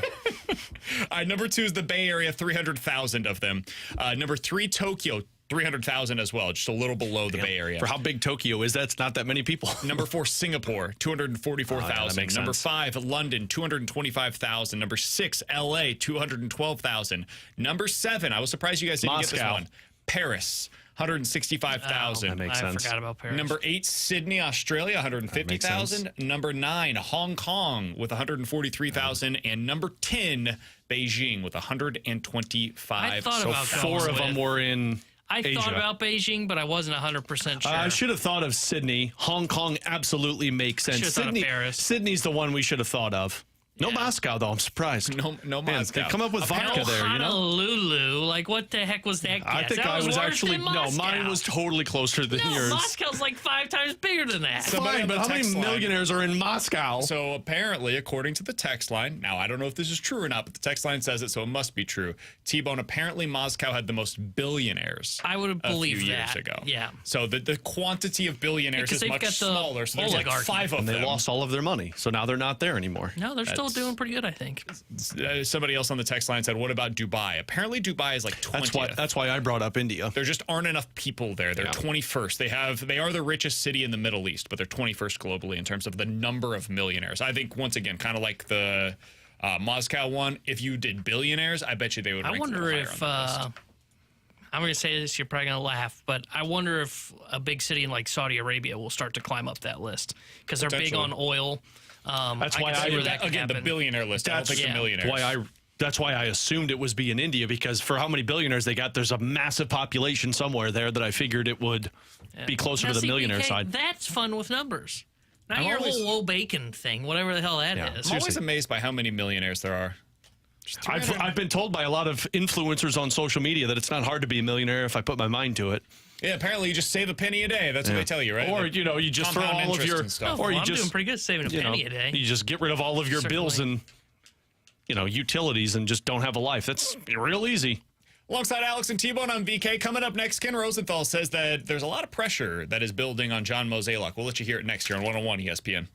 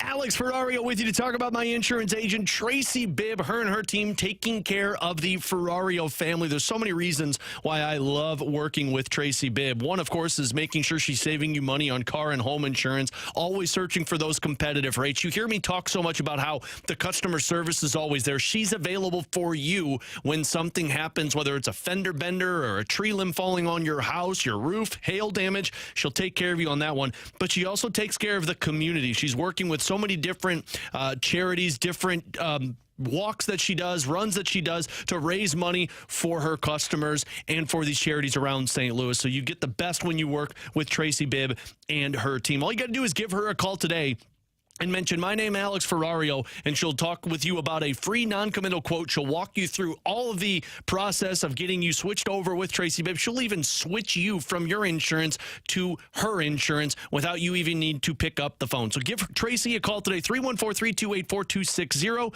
314-328-4260. It's no fib. You're always in great hands with the Bibb.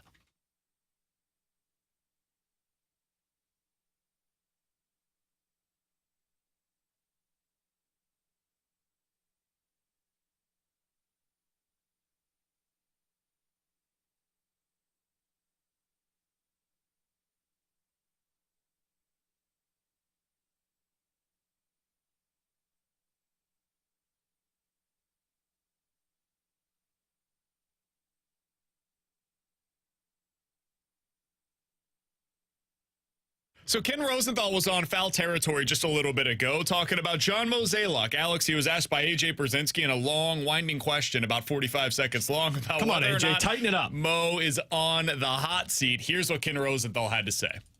There's a lot of pressure on Mozeliak right now. There's a lot of pressure on that organization in general, including on Ali Marmol as the manager. The fans there are quite frustrated. And remember, they sold last year. They traded veterans away last year, so this would be a second straight year of deconstructing after they built up again. Remember, they added those starting pitchers in the offseason, Kyle Gibson, Lance Lynn, and, of course, Sonny Gray. They reinforced their bullpen as well. The one thing they didn't do, we talked about this on the broadcast the other day, AJ, was add to their offense. And they were only 19th in the league in runs scored last year. Obviously, Tommy Edman got hurt. Jordan Walker has not proven to be what they thought. Goldschmidt and Arenado have gone backwards. There are a lot of reasons why offensively they're not who they were expected to be. Nolan Gorman is another player who has not produced the way they thought. So there are a ton of questions with this team. And when you ask about the future of Mozeliak, we have to see how these next 2 months play out. All right. So there's a lot there. He mentioned that there's a lot of pressure on John Mozeliak. I think that's probably true. And I think it's important to hear that from a national insider as in the know as Ken Rosenthal, Alex. I think Mo put himself on the hot seat with what he said on Sunday. Like he said, hey, it all starts with me. And when your president of baseball operations says that in a situation where the Cardinals are at right now, yeah, it points everything towards him. I think that this idea that the Cardinals could have gone out there, though, and bolstered their offense in the offseason, I think it's a little bit misguided. What were they going to do? Like, who were the Cardinals going to bring in that was going to change what we're watching right now? Can you think of anybody else? I'm looking at the free agency list currently. Young-Hoo Lee, he was never coming here. He does 6 years, $113 million. Did we think that the Cardinals were going to spend that on a center fielder? I don't, coming over from Korea. The best first baseman available was Cody Bellinger. Cardinals weren't giving a 3-year, $80 million deal to Cody Bellinger. Honestly, nor should they have. I wouldn't have done that. Well, this I mean, offseason. Cody Bellinger hasn't. I mean, he's been good, but it's not like it's been earth-shattering. Matt Chapman? You going to sign a third baseman to play over Nolan Arenado? You've already got 3 on your team. Candelario. I think Rhys Hoskins would have been the only one, but I don't even know if that where makes are you that. playing him? Well, that's what I'm saying. Like you're basically doing that because you're projecting Paul Goldschmidt to be bad, and you can't do that because if you sign Rhys Hoskins, you're basically saying, "Hey, Goldschmidt's going to suck," and everyone's going to be like, "What are you doing?" So you can't. Any move you were going to make was going to have to be in a spot that is already filled by a player that is supposed to be helping you win. I mean, you're in like the Hunter Renfroe, Justin Turner, Jock Peterson lane. And if you wanted to go sign one of those guys, okay, I could listen to the argument for you. Like that, sure. I could have gotten behind. I think I actually mentioned it during the offseason. I would have liked to have seen them go out there and sign instead of Brandon Crawford, for example, use that money on a Jock Peterson type, where you just got a left-handed power bat that's available for you coming off of the bench and as a DH. None of those move the needle because you know what we're talking about this season with those guys on the roster? Paul Goldschmidt, Nolan Arenado are not hitting. And the other option would have been, hey, should you go out there and sign a Harrison Bader, Kevin Kiermaier, one of those center field options, right? We did discuss that in the offseason because of the lack of certainty that the Cardinals had at that position. That wouldn't have solved their offensive issues this year either. The reason why I bring this up is I think we're just like those have currently are so they go back so far that one offseason can't explain it. I think it's misguided for Ken Rosenthal to bring up just this past offseason and what they didn't do to bolster the offense. But the general consensus of, hey, where are the Cardinals at right now? Should there be pressure on Mo? I think we've all come to terms with the fact that the answer to that question is yes, there should be pressure on Mo. But to me, it's not because of this past offseason. Yeah, I mean, the one thing I don't do is I don't blame Mo for this past offseason because this is more of a player problem / coaching problem to why you're not seeing these guys hit. The problem is probably a couple of years ago when you had an opportunity to trade some of these guys that you were relying on to upgrade in other areas to where maybe you would have brought in better pitchers. And it's just so hard because nobody thought the offense was going to fall apart this bad.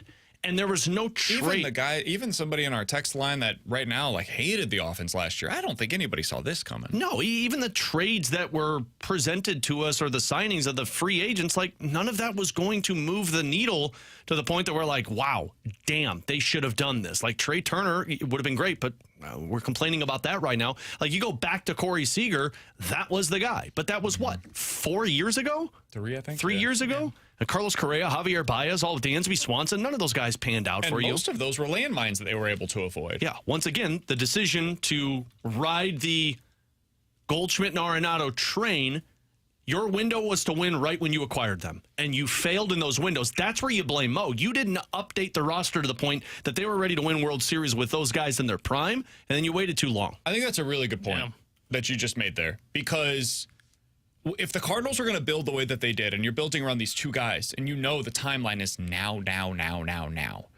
they did not even, like, forget all in. They didn't even, like, dip their toe in the water of, like, really pushing. Yeah. And they knew where they were short. Now, this year, if you want to argue this year, everything's gone to crap. Last year, the pitching was just terrible. Like 2 years ago, they had a chance to be able to bolster that team more than they did. They should have gone out and gotten more pitching than they did. And they didn't. And a couple of years, like the offense was kind of piecemeal together before that. There have been opportunities for them to really capitalize on this really 3-year stretch that they had available to them with Arenado and Goldy in the primes of their respective careers. And that's where Mo got himself fired. Like if Mo ends up getting fired, it's not for what happens this year. This is going to be the last ditch effort that gets him there. This will be the what am I thinking of? The nail in the coffin. That's a hammer. Yeah, the nail in the coffin. Okay, we got there, ladies and gentlemen. When we put this up on the podcast, let's go ahead and clip out that little weird, awkward pause there. But no. This year will be the nail in the coffin, but it's been developing for years, man. And I think that's a really good point that you made there, Alex. They didn't take advantage of their opportunity. And like I look at the 2021 roster, because that was the year that Paul Goldschmidt had a 141 OPS plus, Nolan Arenado 119 OPS plus, both guys 30 home runs. You had Tyler O'Neill's season where he was the MVP candidate. And then you look around, Paul DeYoung, 197 batting average. Dylan Carlson, not a bad year for him. Your offense was great. Roll down. Adam Wainwright, KK, Carlos Martinez, Jack Flaherty, John Gant, Johan Oviedo, and your bullpen had two guys you trusted in it. Dude, 2021 was the year. That was the year. And that would have been the year that, look, you don't want to trade away a Nolan Gorman that you have in the minors. You don't want to trade away these guys that you have so much excitement about. But guess what? Your offense was there to compete and win a World Series. And the tough part with that team, I think 22 was the year for them. Yeah, those two. Those were the two, yeah. The tough part in 21 was at the deadline, it was like, are we sellers? Like, that's where they were, because they just didn't have the pitching. The 17-game win streak. Their pitching was terrible. But you could have addressed that in the first couple of months of the season when you knew that Carlos Martinez and John Gant were not leading you anywhere. And going into the year, you knew you sell yourself short. Kind of like last year. Last year, we went into the season going, man, I don't know about this rotation. And last year, it completely fell apart. Like, 2021, it kind of fell apart when Jack got hurt, because Jack pitched well, gets hurt, and all of a sudden you don't have anybody else. And I think they lost one other arm. I can't remember who it was. 2021, wasn't that the June that just went horribly wrong? They were awful. Yeah, and they had to win 20 Flaherty. 20-some games. Like, this baseball the last 2 years has been bad to watch. I don't think anything has been as bad as June of 2021 was. But that was horrific. That was the end of the Cardinals' way. I remember. Remember when Tim Kirkchin was on the call for one of those games, and the Cardinals were just walking the world, and they were walking runners. And they were essentially at that point what the Angels were last night. Yeah, the John Gant experience. Like, it was horrible. And I will never forget this. On the call, Tim Kirkchin said, Cardinals fans are really smart. They know what they're watching right now, and this is not good baseball. Mm-hmm. And that was really the beginning of what has now become what the Cardinals are, basically since then. And they ended up getting back on track. They had that unbelievable winning streak to get into the playoffs and played mostly pretty well against the Dodgers in that one game that they had. Of course, it didn't go well because Alex Reyes and then the fire manager and the whole thing. And then 2022, 700. And then the game one of the wild card, the whole thing. And then last year. Wow, you're starting to realize that this has been a really crappy 5 years. It has been, man. And that's what's so frustrating. Is like they had an opportunity to capitalize on it, and they left themselves short. And so now at the back end, it's like having a really long contract for a superstar player, like the Phillies. Like Paul Goldschmidt. If the Phillies didn't capitalize on the first 7 years of Bryce Harper's deal, Well, yeah, the back end of that deal's going to suck, man. It's not going to feel good when you're paying a 38-year-old Bryce Harper $26 million as he's DHing for you twice a week. That's not going to be good, but they capitalized on it. Like, they are pushing now to make sure that doesn't hurt as bad at the back Think about the Tigers. And look, they left themselves short because of, their bullpen ended up being their Achilles heel, and they never got figured out under Dombrowski. And that was his MO before going to the Phillies. Well, this guy can never build a bullpen, and now he's figured it out in Philadelphia. But they had Cabrera. We talked to Al Avila last week, who was, I think, the assistant GM or the GM under the Pobo Dombrowski at the time. And it was, hey, we had Miguel Cabrera, and we knew at some point that contract was going to be bad. And when it was bad, okay, they knew, hey, guess what?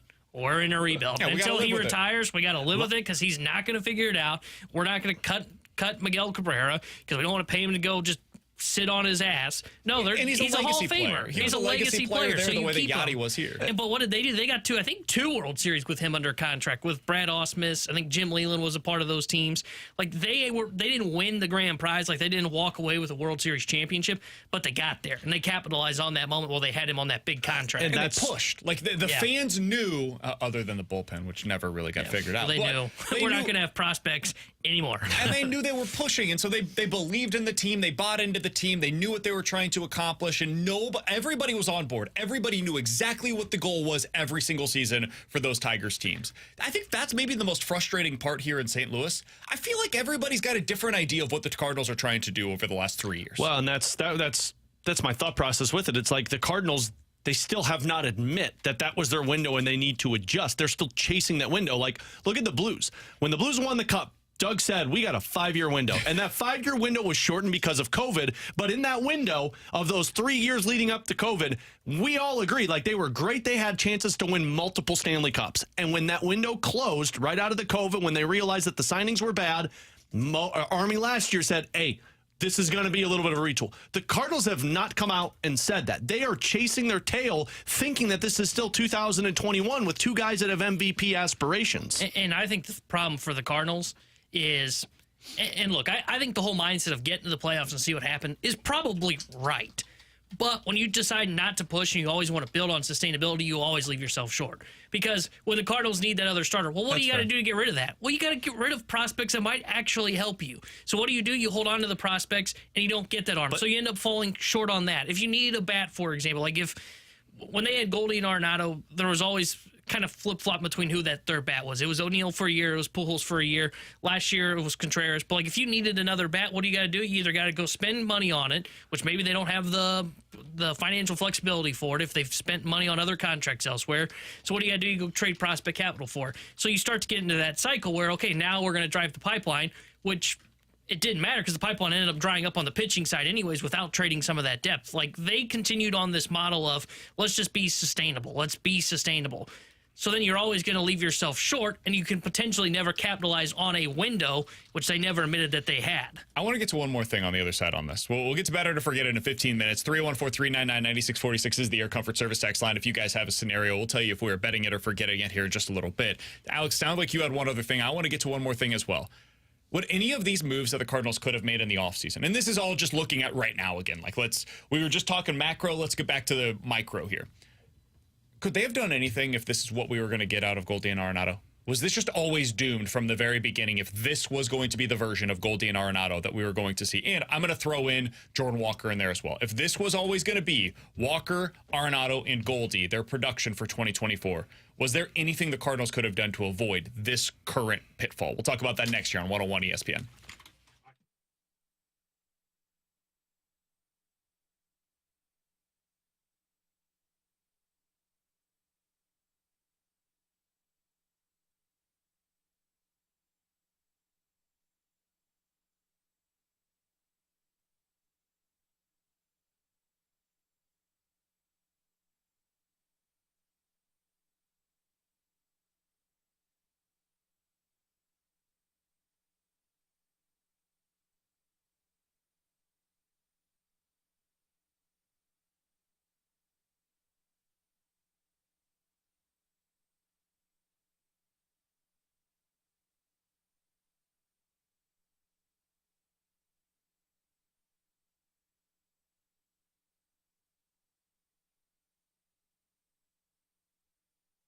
Alex Ferrario with you to talk about my friends over at Rhino Shield. When it comes to the exterior of your home, your business, it's time to give it a fresh new look. And with all of the rain we're getting at this time of the year, if you've done the I'll paint it myself, buy the paint from the hardware store process, you're going to start to see that paint wear thin because it's not the same type of waterproofing that you get with Rhino Shield. And for business owners, I'm speaking to you right now. If you have a exterior of your business that looks worn down, the paint is wearing thin, you've got water damage, it's chipping off, you call Rhino Shield. What they use, the product they use, is a ceramic coating that is 8 to 10 times thicker than any other paint. Not really paint because it's ceramic coating.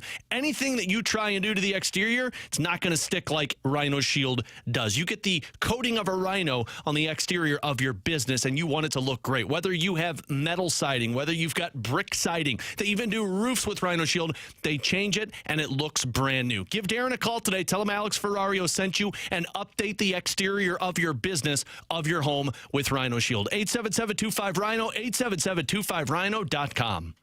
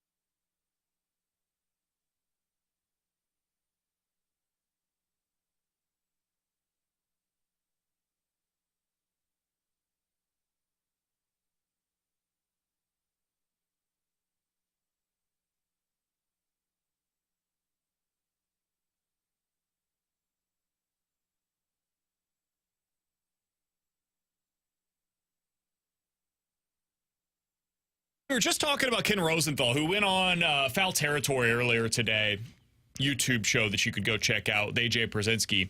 And he was asked about the pressure that's on John Mozeliak. He basically said, hey, listen, we got to see what the next couple of months looks like, which seems to indicate there's no imminent pressure that is on John Mozeliak. But he did acknowledge, listen, there's a lot of pressure there in St. Louis because it's now 2 consecutive seasons in which the Cardinals are just a bad baseball team.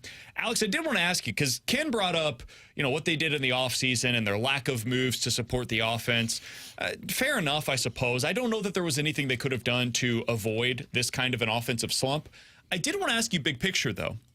Is there anything the Cardinals could have done during the offseason at all, like bullpen, rotation, the offense, whatever, that would have avoided where we're at currently if this was always going to be the endpoint for Goldy, Arenado, and Walker? If I told you at the beginning of the season, Goldy, Arenado, and Walker are going to be where they are today, is there anything you would have done differently in the offseason to avoid this record? Maybe not the offseason, but the deadline. Trade for Juan Soto. Like 2 years ago? 2 years ago, 2022. Trade for Juan Soto. I mean, he is what you hoped Jordan Walker is going to be. And there's still a chance for Walker to be great. But Would that have been enough?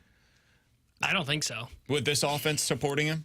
Because then I think you're just the Padres from a couple of years ago. Maybe it's hard to say because, like, are you still able to bring in a Wilson Contreras to bring in that offense? Because if you had a Juan Soto, Wilson Contreras, Paul Goldschmidt, Nolan Arenado, you're not relying on Goldschmidt and Arenado to be the two impact bats. You're relying on Contreras and Juan Soto to be, with those two guys being the complementary pieces. The defense is still there, but you know where the bat is going to be with Juan Soto and Wilson Contreras. But the hard part is, what did that trade look like? Because at the time, it was Walker, it was Wynn, it was Dylan Carlson, it was pitching prospects. I mean, you're filling the shortstop void probably. You don't have Jordan Walker, but you have Juan Soto. I personally feel like at least you have a different look to your offense because you're relying on two different bats that could get the job done. If you're paying that money, though, and it's so hard to do because there's so much that has changed between then and now. If you're paying that money for Soto, you also probably can't afford the same upgrades in your rotation plus bullpen from this past offseason. Or if you do it, it's because you didn't sign Contreras. Yeah. Sure. And that's the hard part to figure out with it. I mean, the other way to do about this is to avoid being in this position. You should have traded away Goldy and Arenado when you had the chance. Yeah. And that's why I'm asking, is because my answer to the question is very simple. I don't think there was any way to avoid this current record. Like, I think they would have been 17-24 this year, almost regardless of what they did during the offseason. If this is what they were going to be getting out of Goldy, Arenado, and Jordan Walker. I don't think there's any overcoming those three guys struggling the way that they have so far this year. Yeah, sure, you could have gone out and added one of the guys that we talked about, whether it was a center fielder, Harrison Bader, one of the power bats, Jock Peterson. You could have gone out there and made different moves. Like, you could have traded for Dylan Cease this offseason, and that would have helped you. Don't get me wrong. You're better with Dylan Cease in the spot in your rotation than having Steven Matz in that spot in your rotation. And there's some trickle-down effects there for your bullpen as well, and you don't have to worry about Liberatore being a starter currently. But ultimately, it comes back to, do you score runs? Can you score runs? And this offense is not good enough as currently constructed to score runs. Paul Goldschmidt's one of the worst hitters in Major League Baseball so far this season. I had a guy on Twitter the other day telling me about how Nolan Arenado is not a problem for this team. He absolutely is. Nolan Arenado is slugging .385 so far on this season. He's hitting for basically no power. The roster is constructed as such that you need Arenado to be a power source for your lineup. And if he cannot be that, well, then you built a house on quicksand. Like, the entire foundation of this thing is fundamentally flawed if you're not getting power from Arenado and consistency at the plate from Paul Goldschmidt. And then beyond that, if Jordan Walker isn't going to be a guy that you can trust to be at the big league level as a real contributor, yeah, this thing was always flawed from the very get-go. And I don't think anybody could have seen this coming. You might have seen some downgrade offensively, some decline in performance from those guys. Nobody saw them all becoming legitimate below-league average hitters right now. And you can survive a small decline. Like, look, Goldie had the lowest slugging percentage of his career last year. So maybe you could have said, like, okay, so if he declines again, how do you replace that? Well, you hope that Gorman becomes more consistent. You hope Donovan provides a little bit more power, or Newport has a little bit more power. Like, a decline you can fix by somebody else having an increase in their production. Like, that's not hard to replace. But them falling off the cliff, Arenado having a complete power outage, Goldschmidt just falling off and becoming one of the worst hitters in baseball, there is no replacing that. Like, the Cardinals don't have a middle of the order right now. Like, they'll tell you Goldie's our 3-hitter, Arenado's our cleanup guy. Guys, they're not. They don't have a middle of the order. The search for the middle of the order bats in Goldie and Arenado, when they went and acquired those guys, they're in that position again. They need to find a middle of the order because Goldy and Arenado are not it. So could they win if you told me this going into the season? And is there anything they could have done in the offseason? The answer is no, because they're not going to score runs. I don't care how good the pitching is. You're not going to win every single game 1-0, 2-1, 3-2. You've got to win some games 5-4. And that's what this offense, and honestly, this pitching staff was built around was, hey, our starters, our goal is a quality start. 6 innings, 3 earned runs, so we probably need to win games 4-3, maybe 5-4. And that's not happening. Even if you had Dylan Cease here, if you had the best rotation in baseball, they're not winning games right now because they don't have a middle of the order and an offense that can produce, and that is their biggest problem. So was this an endpoint at the beginning of the year? Yeah, they were going to get to this spot if this is what they were going to get from Goldy and Arenado. Yeah, you could double Paul Goldschmidt's current slugging percentage, double it, and it's worse than what his slugging percentage was in his 2022 MVP season. Jeez. If that was going to be what we got out of Paul Goldschmidt this year, I would have told you, to Alex's point, well, then trade all of it. Yeah. Don't go out there and sign guys that are going to just cover up what is going to be a disaster of a season. Just go ahead and go to the bottom now, have one season of it, and then next year get yourself out of this spot that you're in currently. Hopefully you've got the books back on track, and now you can go out and kind of pivot from where you're at currently. But this was... nobody saw this coming, man. And if you did see it coming, God bless you. I certainly did not. Somebody on the text line said no one on this station wanted to add offense in the offseason. Not a single one of you. We mentioned a couple of times, and this wouldn't have changed anything, like we said, adding a center fielder, adding a bench bat. But those are... Nobody on the station wanted to add middle-of-the-order bats because they weren't supposed to need them. You weren't supposed to need a guy that could come in and hit 280 with 30 home runs. Sure, every team in Major League Baseball would like to add that guy because it's good to have that guy, but it costs $20 million to add somebody like that. That money, I would rather spend it on pitching, which we all viewed as their biggest need in the offseason, as opposed to going out there and adding another bat, which we already felt like they potentially had too many of those going into this season. You were complaining about a logjam in positions last year, and then you're trying to add more offense. People that wanted to see Dylan Carlson this year, you wanted to add a center fielder? We wanted Victor Scott to be here. You couldn't if you would have added a center fielder. And I still don't believe a center fielder would have made a difference with this offense. And it's not just like they're missing a middle of the order, because that is true. Like they don't have a middle of the order right now. They don't have a 3, 4, 5 hole hitter with Contreras being order hurt. right now. Carpenter was your leadoff hitter last night. They don't have a leadoff hitter. Like Newbar and Donovan haven't been the leadoff guys we were expecting. Newbar's hitting 2 right now, and honestly, if they had anybody else hitting, you couldn't justify it. But because nobody is hitting, they can justify hitting him too. Last thing here real quick. Somebody on the text line said, guys, what was Goldie's slugging percentage at this point in 2022? Because he did have struggles early on that year as well. He did. They were over at this point. At this point, he was batting .290, slugging below his career norms, but it was .450. Right now, he's got almost half of that in terms of his slugging percentage. He's got a higher on-base than slugging percentage right now. Jeez. He's hitting 200 with runners in scoring position, which I know you don't like that stat, but it's not good. I mean, he's hitting 199 in any situation. He's better than. He's actually better with the runners in scoring position than he is when he comes up in any other scenario. Attaboy, Goldie. Coming up next, Better to Forget It here on 101 ESPN.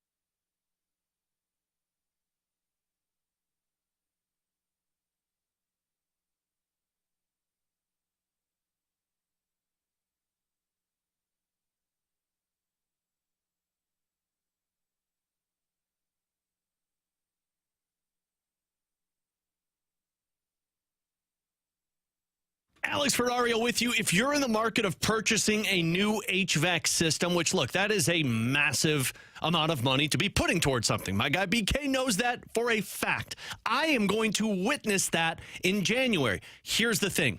It doesn't have to be, though. If you use the right company, they're going to walk you through. Classic Air Care has already been to my house. They've looked at my HVAC system. They've talked to me about what parts I do need and what parts you could probably use still with the HVAC system. They're trying to do it the most honest way possible. And frankly, when it comes to big sales like that, I want honesty. I want customer service, all that Classic Air Care provides. They also have financing options for you to make things easier, so you can ask them about that. Check out their thousands of reviews that they have have up on Google reviews, 4.8 rating. You can see plenty of clients talk about the honesty, the politeness, the knowledge that they provide when they use Classic Air Care. So give them a call today. Tell them Alex Ferrario sent you, and get with the people that have been making people comfortable since 1926. Classic Air Care and ClassicAirCare.com.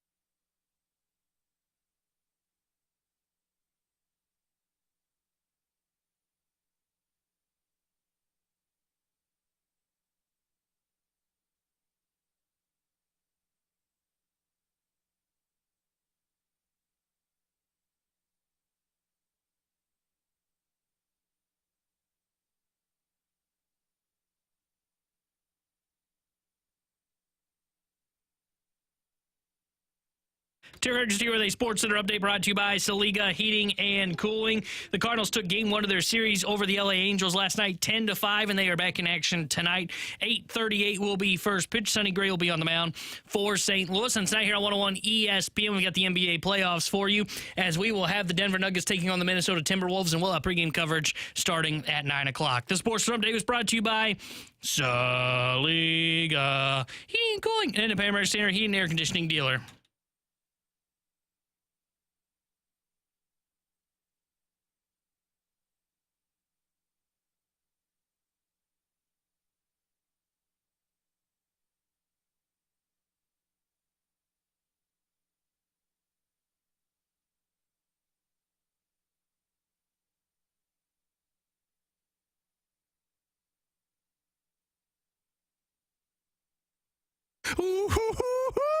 All right, let's get into a game of Bet It or Forget It. 314-399-9646 is the Air Comfort Service text line for Bet It or Forget It. You give us a scenario, we will tell you if we're betting it or forget it here on 101 ESPN. All right, Alex, let's start out with this one.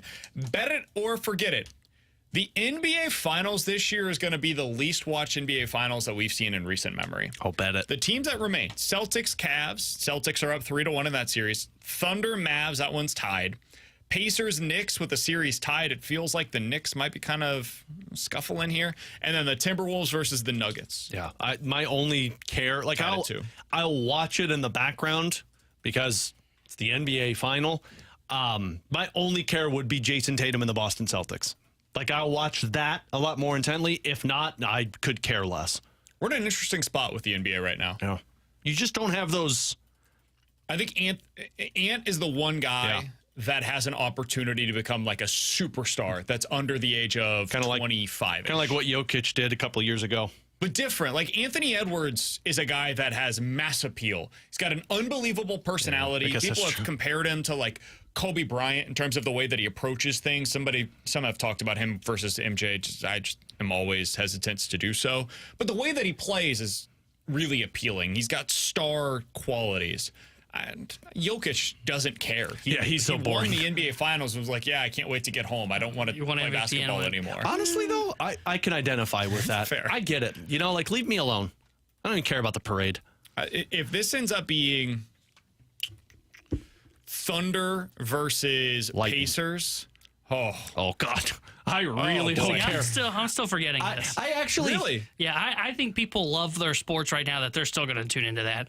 I mean, hell, I can't believe people watch the NBA right now, but it still draws mass appeal. I mean, there's no defense, and so the funny thing is defense has gotten so much better lately. And that's sad games. because it's still bad. Yeah. But I think there's still like stars that people know. Like I think like if you get Jokic there, I do think there will be an appeal because it's him going for it's the Nuggets as a whole going for back-to-back. That's the and other has one. appeal for even the Pacers. Like I know they're a small market team. They're a fun team. They don't play defense. They don't play defense, but man, their offense is fun. Yeah. Like there's appeal with everybody, and I think in the current climate that we live in, where everybody is just absorbing sports, like it is constant sports. I still think you're going to see good numbers. I don't think it'll be record numbers, but I don't think it'll be record lows. I think it's going to fall like in the middle or kind of in that bottom quarter of the most recent years, but I don't think it'll be a record low. I think it really depends. I think the NBA really needs the Celtics for viewership numbers. Yeah. I don't know how much fans really care about them, but for viewership numbers, the Celtics need to be involved with it in the NBA Finals. I do think it'll be a pretty low-rated NBA Finals. I also don't know how much I care. Like, I think there are a lot of really compelling storylines, and we are right now kind of where we were at the end of the Kobe era, like the mid-2000s, where I was like, who are going to be the next group of stars? And then eventually, like, that Oklahoma City Thunder team just, like, emerged. It just came out of nowhere. It was Russell Westbrook, Kevin Durant, James Harden was on that team, Serge Ibaka was on that team. And then they just became, like, for the next 3 years, a star-studded group of players. I think there's a chance that we're watching that develop right now, whether it's in Dallas with this group of players, Kyrie, Luka, or in Oklahoma City. I think the winner of that series has a chance to be able to go on a little bit of a run here. I actually hate Oklahoma City because of that stupid commercial that they put together where they sing the Christina Aguilera song. It is so annoying. That's amazing. I despise them solely off of that commercial. I can imagine you're probably not a big Chet guy. Yeah, I'm gonna go out on a limb. Yeah, I don't know. I think I was out on that guy when he was drafted. Too I'm like, skinny yeah. for you. I'm like, whoa, what's that supposed to mean? Have you seen Chet? Yeah, I get it, but you saying Real that I don't thin. like skinny guys? I don't know if there's a team that I really have See, that I much don't either. interest in, and I claim to be a Pacers fan, but You don't like the NBA, though. no, but That's true. But there are You're a times Pacers fan, but you where hate like the I do NBA. find some teams compelling. Like when the Warriors had Steph and Clay in their prime, that was fun. Oh, I watched that like on a daily and then they're basis. going up against LeBron, who was still in his prime. Like that was good basketball. And now, Yeah. That's what he said. I BK can doesn't call it- follow the NBA. Guys, the NBA is like my second favorite sport. no, that's a lie. Promise I follow it. That's a lie. My first favorite. Alex? Better to forget it, guys. By the end of this season, the Cardinals will be discussing the term rebuild. By the end of what? By the end of this season, the Cardinals will be discussing the term Saying it rebuild. publicly through the organization? I think I'm not. I don't think that they'll go that route. They'll change everything and they'll say we're going to revamp things, but I don't think they'll say the word rebuild. I think they will refuse to go into that. How many words can we use to tiptoe around the word rebuild? I don't think the Cardinals will enter a rebuild. I wonder like a with Bill traditional DeWitt the version. third when he's taking over, because that's your opportunity to change things up. Yeah, I don't think that's what you want to be remembered as. The guy that Wow. went into a rebuild here in St. Louis. Probably not. And the reason I would forget this is because I'm starting to think that Mo's not the Pobo next year. And if they give the reins to Chaim Bloom, the one thing you cannot do, if you're A, Chaim Bloom, or B, the Cardinals with a new Pobo, is say that ugly R-word rebuild. Because we saw what happened with Chaim Bloom. He took over the Red Sox, and they basically said, hey, this is going to suck, but you're going to have to trade Mookie. And he said, what?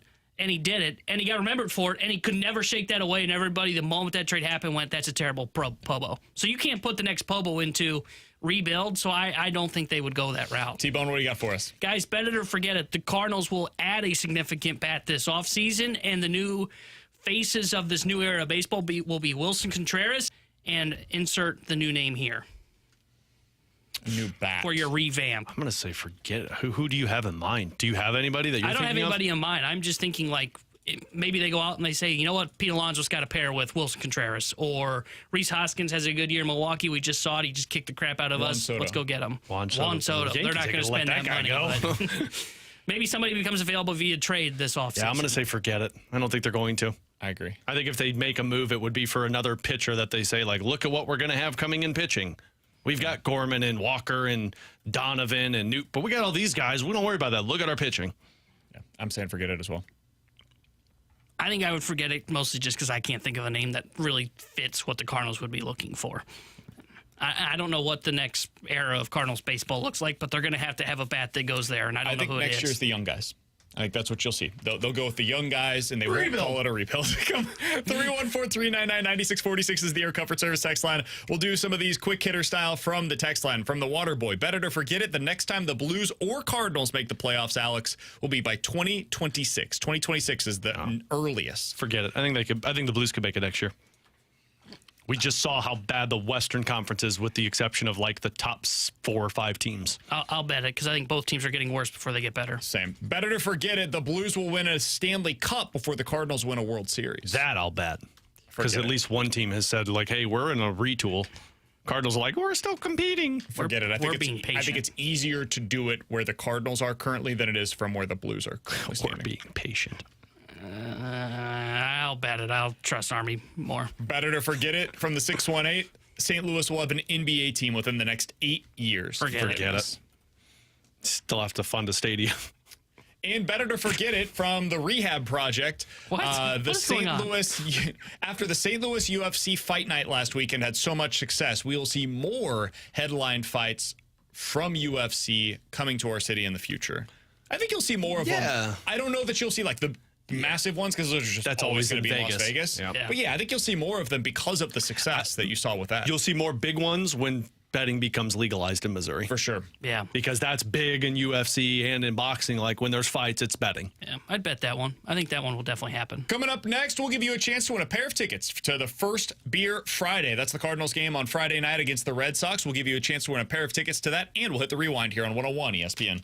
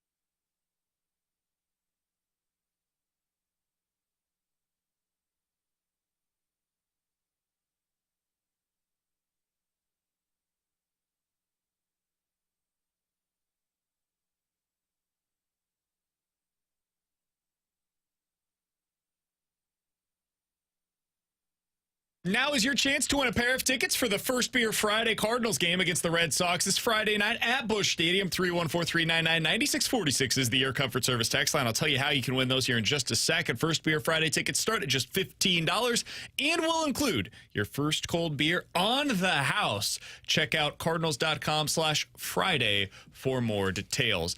Text line 314-399-9646. If you're texture number 101, you're getting that pair of tickets if you name this correctly. Earlier today, I mentioned the city globally that has the most millionaires in the world. If you're texture number 101 with that answer, and I'm not talking about the place that T-Bone suggested that it would be, you're getting that pair of tickets to the Cardinals game on Friday. All right, Alex, to finish things off today, Cardinals back in action tonight. Is there anything you can learn about them with Sonny Gray on the mound against the Angels? No, I don't think there's anything I can learn about them in this series. So I'm just taking this series, and look, it's good if you win yourself a 4-game win streak coming out of it and going into an off day to feel good about yourself. But there is nothing that can take place in this series, especially tonight, even with Sonny Gray, that I don't already know about this Cardinals. Yeah, there's nothing you're going to learn that's positive from this team. Nothing. Even if Goldy has a good series, Gorman has a good series, you're not going to learn anything. This pitching staff's terrible. Yeah. I've seen better baseball at the Division III level than what I watched last night. All right, we're on the same page here. They do have a lefty on the mound. I'd kind of like to see Dylan Carlson in the lineup. Stop. No? Is it just He over? couldn't even get pinch hit for yesterday. Okay. Yeah. They're like, no, we'll go with somebody who actually can hit. Our roster is so poorly constructed that when there's a lefty on the mound, we're not going to go to a right-handed batter. We're going to go from left on left to left on left. We're now talking about Matt Carpenter as the reason the Cardinals have turned the season around, who went 1 for 5 last night. All right. Well, fun show today, boys. If you guys missed any Lot other, of be sure to optimism. check it out on the podcast page, 101ESPN.com, and the free 101 just got ESPN app is where you go to Rewind. find it. It's all presented by Dobbs Tire and Auto Center. Go there. Alex will tell you why he's trading. Jordan Kyrou will tell you why he hates the St. Louis Cardinals and You why did nothing too. that happens for this team matters Check over yourself. the foreseeable future. So we'll talk about that more tomorrow, I'm sure. With Alex out, T-Bone in. See you guys then. Hey. The Fast Lane's coming up next.